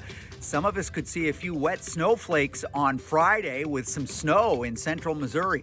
We'll talk more about that as we get closer. I'm KMOV First Alert meteorologist Kent Earhart. Hey, it's Vic, and I'm here with Kathy Connor at Connor Roofing. Kathy, what makes Connor Roofing different? Hey, Vic. I'm glad that you asked. I think that what really sets Connor Roofing apart is our relationship with our customers. It's very important to us to develop that trust with the homeowner. This is what has allowed us to serve our friends and our neighbors in the St. Louis area for 30 years. Whether we are doing a roof or a gutter repair or even a full replacement, you can count on Connor for quality service and workmanship. Thanks, Kathy. To find out more, visit them at connorroofing.com. That's CONNER roofing.com. Packages start at $29.99 a month with signed agreement. Restrictions apply. Speak to a representative for complete offer details. See Vivint.com for license details. Terms and conditions apply. Homeowners, if you're looking for the best in-home security and smart home technology at a price you can actually afford, we have great news. Now you can get Vivint's award-winning home security systems starting at about $1 a day. U.S. News and World Report has recognized Vivint as the best professionally installed home security system of 2022. And right now, you can get Vivint's home security technology for about $1 a day. Plus, get free professional installation from a licensed technician. Protect your home and loved ones for as low as $1 a day. Call right now for your free home security consultation. 800-561-3405.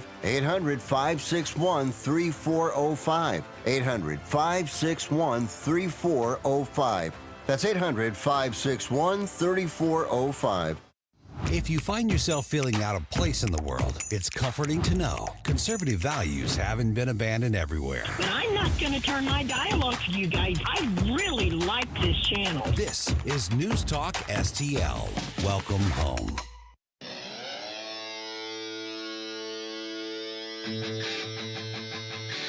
Hey, Bill O'Reilly here, and you can hear my no-spin commentary right here at 6:45 this evening. Now it's back to Mike Ferguson in the morning on 101.9 and 94.1 News Talk STL. Sometimes standing up for your rights and your freedoms mean that you have to call out some very sympathetic people that you don't want to call out. And I think that's where we are right now. I think we all saw this coming, okay? A bunch of high school students from here in St. Louis City, they spent a school day yesterday working as left-wing activists at the Missouri Capitol on Wednesday. And yes, it is a matter of exploiting a tragedy. I'm Mike Ferguson. Gabe Pfeiffer's here. Stel Ponticus is here, of course.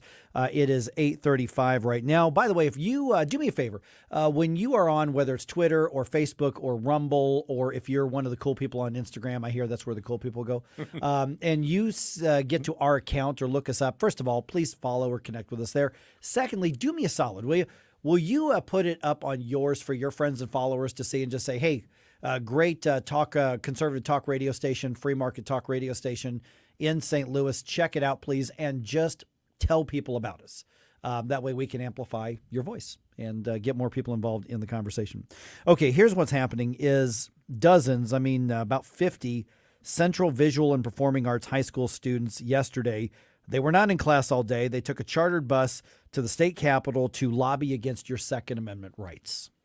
So here is Caroline Hecker, part of Caroline Hecker's report from our news partners, KMOV, and she's talking about State Representative Peter Meredith, who's a very liberal Democrat, working with these kids on their protest and trying to get gun control bills passed through the legislature. He plans to deliver handwritten letters penned by the students to House leadership in hopes of starting a conversation about gun reform. Once you look into the eyes of a kid and hear the kind of thing that they experienced, that's going to change some minds and give them some courage to speak truth instead of falling in line. Meredith introduced 3 bills in the immediate aftermath of the shooting, aimed largely at temporarily removing weapons from someone a court deems unstable or a danger to others. All 3 bills yet to be assigned to committee in the Republican-controlled legislature. So it's not anti-Second Amendment, it's not anti-freedom, it's gun reform now at this point. And here's the thing is, we're not supposed to call out the kids who are the victims of a horrific shooting. But I'm going to call them out. Now, we're not supposed to because nobody wants to go after the kids who have been through something like that. But what's happened is you've taken the tragedy and decided you want to make everybody else less safe. And you want to violate other people's rights and freedom, and that makes you my opponent. Yeah, it's one of those things the left really likes to do is to exploit victims of tragedies because they are generally seen through the eyes of compassion. I mean, basically, as you should be most of the time, as you should. But the thing is, they allow that compassion to override their good sense, to override logic and reason and actually truth. I mean, if you listen to that comment by the one guy, he said, "Oh, you look into the eyes of these kids who've been through so much, Yes, they've been through a lot. Yes, you're supposed to have compassion. Yes, these kids need counseling, things like that. But that doesn't make them experts on how to prevent these things from happening, nor intelligent enough to determine where our rights come from and how they should be regulated. My goodness, a tragedy doesn't make you an expert. Right, and the other part about this is, remember, one of the reasons that the madman was able to get to the two people he killed and the other people that he hurt is because the grown-ups chose to make them more vulnerable targets. Remember, this is one of the schools where they said, you know what, police officers might make kids uncomfortable in the urban core, so we're not going to do that. We don't want guns there. They did not want an armed security force and an armed presence there, and so I've heard it described as the gunman broke in. No, the gunman basically waltzed in is what happened because there was no one there to stop him. So if there were more guns, there is a very strong likelihood that there wouldn't have been anybody else killed other than the gunman himself. So when they look at something like this, and one of the students was quoted in that story as saying, "This keeps happening and nothing changes." Yeah. Really? Okay. First of all, you're like Gabe, like you said, you're not an expert. Yeah. I don't really care what a 16 or 17-year-old has to say, especially when when they're saying the answer to this, the response to the tragedy that happened, the evil that happened is we need to start stripping other people of their rights because that'll make us feel better. We saw this coming. Remember, shortly after the shooting, a bunch of the students and others went to City Hall and they did like a stupid die-in protest and all this kind of stuff. And I know I'm not supposed to use harsh language because these are children. But now they become activists. And by the way, I don't know who paid for the charter bus to get them there. Right. But why were they not in class? Why were they becoming a liberal activist instead of being in school? That's not what field trips are for. We're the truant officers. But this reveals, I mean, not necessarily reveals, but it showcases one of the most pernicious aspects of leftist ideology is that it lives off of victimhood. It promotes victimhood, and the implementation of its rules creates more victims in the process. So living in the victimhood of the quote unquote epidemic of police violence makes them use this ideology that says you can't trust these people in uniform, so you don't want them anywhere near you, like at school where they could be helpful in some of these situations. That opens the door for the craziness that infected the young man who went in there to create more victims. And then you use those victims to promote more of your bad policies, which is going to create more victims. It's this vicious cycle of victimhood. In other words, kids stay in class. Yeah. I mean, yeah. You don't know anything, just go learn something. Right. And it's absolutely gross that these kids are used as these props, even if they wanted to go. I mean, I get, there's liberal indoctrination in all schools, but you've got one of the second most murderous city in America. And despite that, the schools chose to not showcase armed protection of these students. And I'm going to say it again. One of the guiding beliefs, one of the guiding principles of the situation at the Visual and Performing Arts High School is, well, police officers might make some kids from the urban core, from the inner city, uncomfortable, and they may be scared of them, so we don't want armed police there, even the district police in uniform. We don't want guns displayed. We don't want that. and then a crazy guy is able to go in and do immense damage, and the immediate reaction is, well, it's because there are too many guns and other people have a Second Amendment right. Listen, it's not a Second Amendment privilege. It's a Second Amendment right. And if the school district took your security and the protection of these students more seriously, there would have been some more guns visible at that school. I don't get nervous when I walk into, I think somebody mentioned the examples earlier. I walk into a grocery store and there's an armed guard there. That doesn't bother me. I walk into a bank and there's an armed guard there. That doesn't bother me. I walk into, let me tell you, a church I went to in Kansas City, they weren't on display, but I'm telling you, if you tried to hurt people there, let's just say it would have ended very, very, very badly for you at the speed of a bullet. I can tell you that. You know, folks were packing. Oh, I guarantee. I will just say I guarantee you. Yes. And I could tell you where they were, but I wouldn't. You go to a Blues game and you see armed guards. Yeah, armed guards well, are- Cardinals game, police Battlehawks game when that's coming up. I mean, soccer game. I don't know. They're very sensitive about things like that. They But, want- I we'll don't see. know. But you go to the sport that men play, and you're not going to. You're going to see that. I'm going to get reamed by one of our bosses in a little bit. So.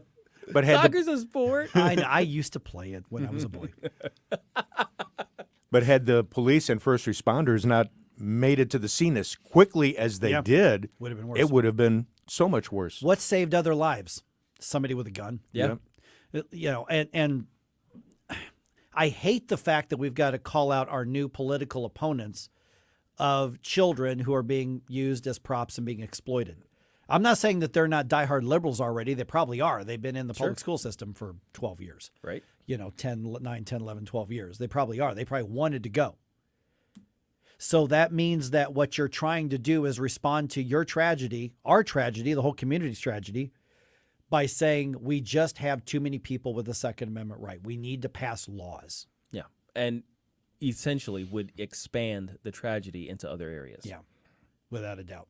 But it makes for good sound bites. Oh, sure. Yeah. And hey, the crying kids, the upset children makes for good optics when you're looking for compassion to override good sense. And the thing is that we should have seen those optics and rushed in and said, why the hell were we not protecting these kids? Look at what's happened. Look at what we allowed to happen.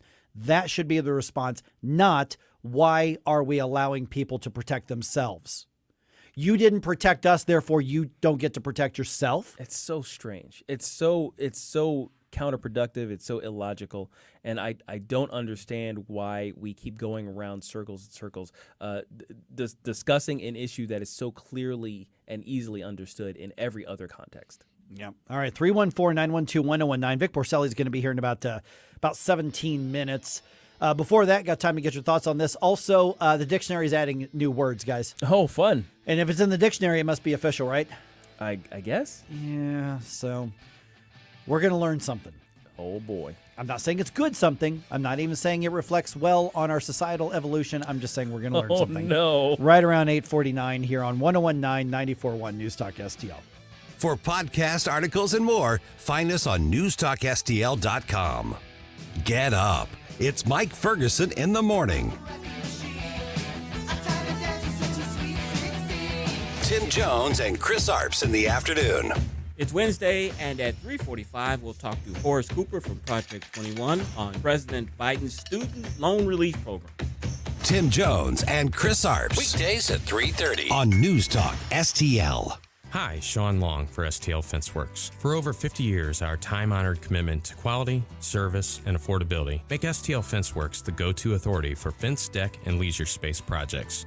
During these unsure times of severe inflation and supply shortages, you can depend on STL FenceWorks to meet your needs. Being the #1 fence and deck contractor in the state, we've leveraged our position to make contract buy-ins hedging against price increases. Also, our buying power has allowed us to stockpile fence and deck material. There are no shortages at STL FenceWorks. In fact, we have more fence and deck material on hand now than we have had at any time in our 50-year history. Lastly, our commitment to a quality and customer-first approach has never wavered. Your project will be completed by experienced craftsmen in a timely manner, and our lifetime warranty reinforces that commitment. STL FenceWorks warranty surpasses anything offered in the industry. Visit stlfenceworks.com and allow us to bring your backyard dreams to life. As always, at STL FenceWorks, your satisfaction is our passion. Doug. Hey, listener. Welcome to Limu's Karaoke Lounge, where Liberty Mutual customizes your car insurance so you only pay for what you need, and the music never stops. Hit it.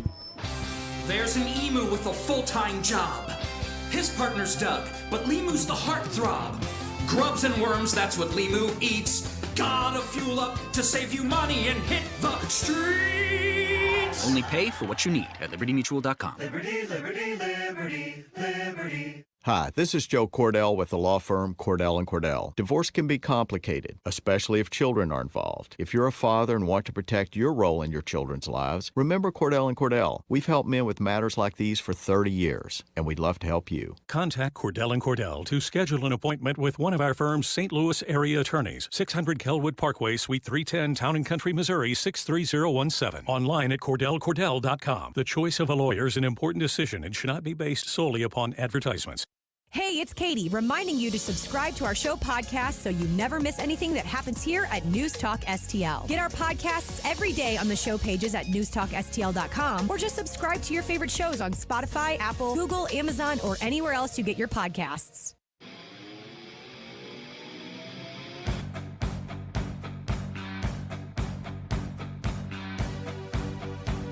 Hey, this is Larry Connors. Make sure you're listening later today at 6 o'clock on News Talk STL for my show, Larry Connors USA. Now, back to Mike Ferguson in the morning.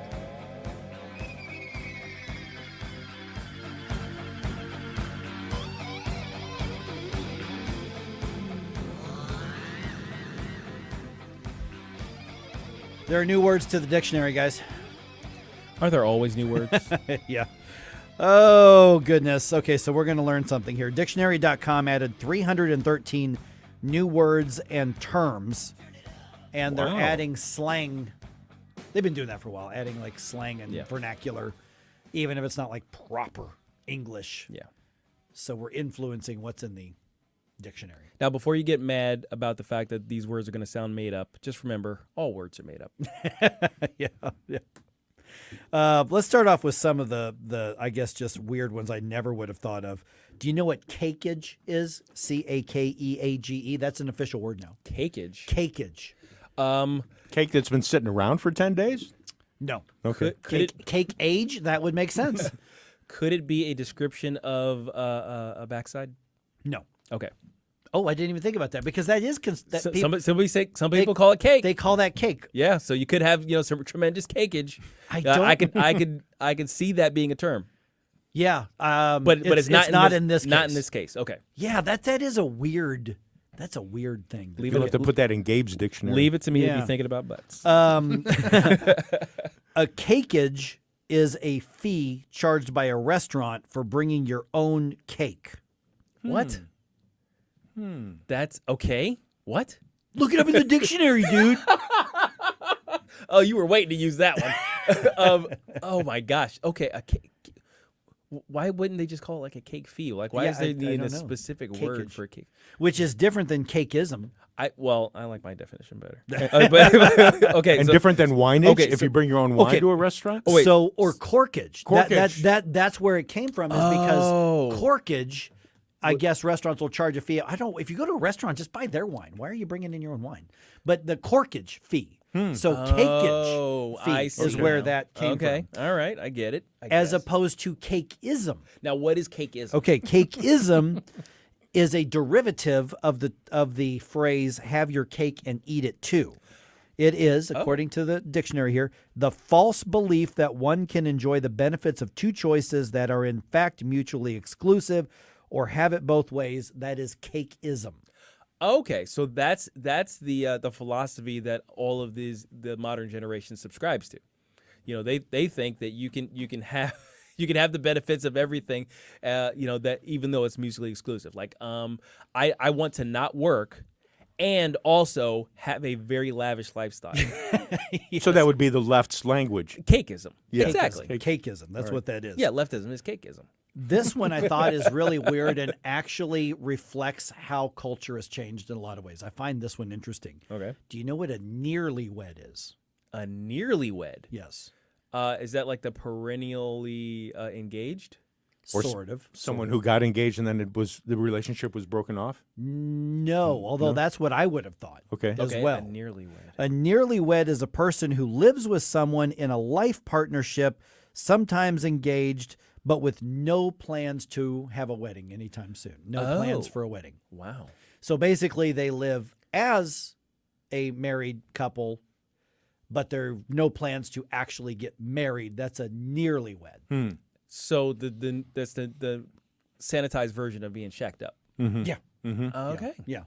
Okay. Or common law marriage, Common as it laws. used to be said. And actually, some states actually recognize common law. Well, yeah, marriage. that's true. I mean, divorce lawyers living in sin. The divorce lawyers recognize common law marriage. I tell you that much.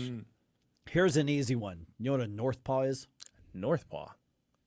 I don't know. Is it Nah, think about it for a second. North Paw? Is it related to salon paws? No. It's a hand thing, right? Okay, I'm going to Relates give to you a your- big hint, and you're going to do the face palm thing. What's a southpaw? Oh, Lefty. So what's a North northpaw? paw's a righty? Is a righty. All right. Okay. Wow. All right. See, this is and I think this is, I get the logic. I just think this one's dumb because predominantly people are right-handed. Yeah. Just a few of us weirdos like me are left-handed. Right. So it's kind of like cis. It's kind of like coming up with the term cisgendered. Yeah, which is not a thing. That's It's not a thing. That's normal. Yes. There's somebody who identifies with the sex that they were born with. Yes. Is and the orientation that they were born. The default position. The default position. The natural default position. The natural default has a term. The natural default doesn't need a term. Now, do you know where the term southpaw actually came from? I do not know. Did it have something to do with the way the baseball diamond is laid out and the Yes. sun? Yes. Really? That's it. Because of the way that they would build prior to lights, obviously, back in the old days, the way they would lay out a baseball field so to get the best layout to deal with the sun, a left-handed pitcher's left arm would usually be towards the south. So that was a southpaw. Wow. Yep. I had no idea. That's interesting. I am really a nerd about this stuff. That is super nerdy. But no, that's right. You're right. Okay. And it's especially interesting because it's essentially a baseball term that became known in boxing. Yes. Yes, that's right. Or Yeah, but- anything left-handed is a southpaw. Yeah. But the first time and most of the time that I've ever heard it is in pugilistic. That's right. Combat sports. That's interesting. Well, except for our cat. Our cat was a great southpaw. Man, he would bop our dogs. Bam! Oh, that just around the corner. Bam! And it was always lefty. Bam! Can animals be right or left-handed? I guess so, because our cat was always lefty. That's interesting. That's a good point. I mean, I'm thinking about Sassy, and she usually grabs things or paws at things with her right paw. Yeah, so does Rosie. Okay. Come to think of it. Yeah, Wow. she does. Okay, this is a new one for me. Rage farming. Rage farming. Rage farming. Is this what trolls do? Yes. Okay, so Yep. basically you go out into social media, you throw a friggin' a verbal grenade, and you watch people rage and seethe about it, and you live it up. I guess That's pretty much exactly what the term is. and I've never understood it. I don't either. I've never understood trolling as a pastime. Why do you like to get other people upset?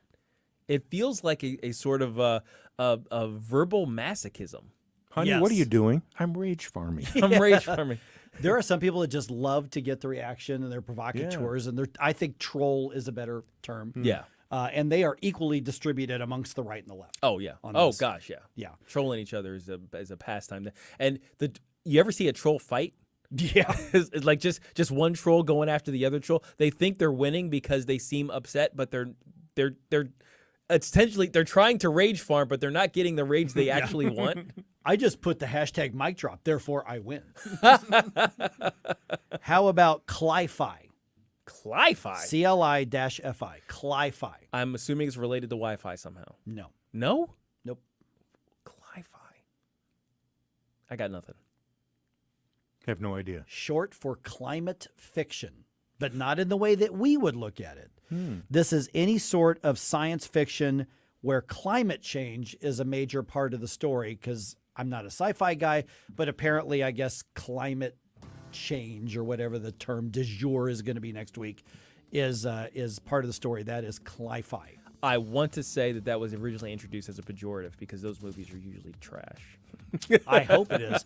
Let's make it pejorative again. Yes. Mappa. Or make cli-fi pejorative again. McCulloughlin. Add that to the dictionary. That's right. Take that, dictionary.com. Coming up on 9 o'clock in Mid-America, welcome home. News, analysis, opinion. There's a new sheriff in town. The corporate kingdom finally comes to an end. This is News Talk STL. Toxic trade. The human beings whose lives have been upended. Joe Biden's been to Ukraine. He has yet to go to Ohio. There is not a consensus right now in the U.S. government about exactly how COVID started. There's been a cover-up ever since the very beginning. 101.9 and 94.1 News Talk STL and newstalkstl.com. Dr. Randy Tobler here, and I know that when you're looking for a dentist, you have to make sure you choose a dental practice that's compatible with you and the needs of your family. Well, I'd like to tell you about my dentist, Dr. Dan Cusimano, and his partner, Megan Dwyer, and their team at Advanced Dentistry at St.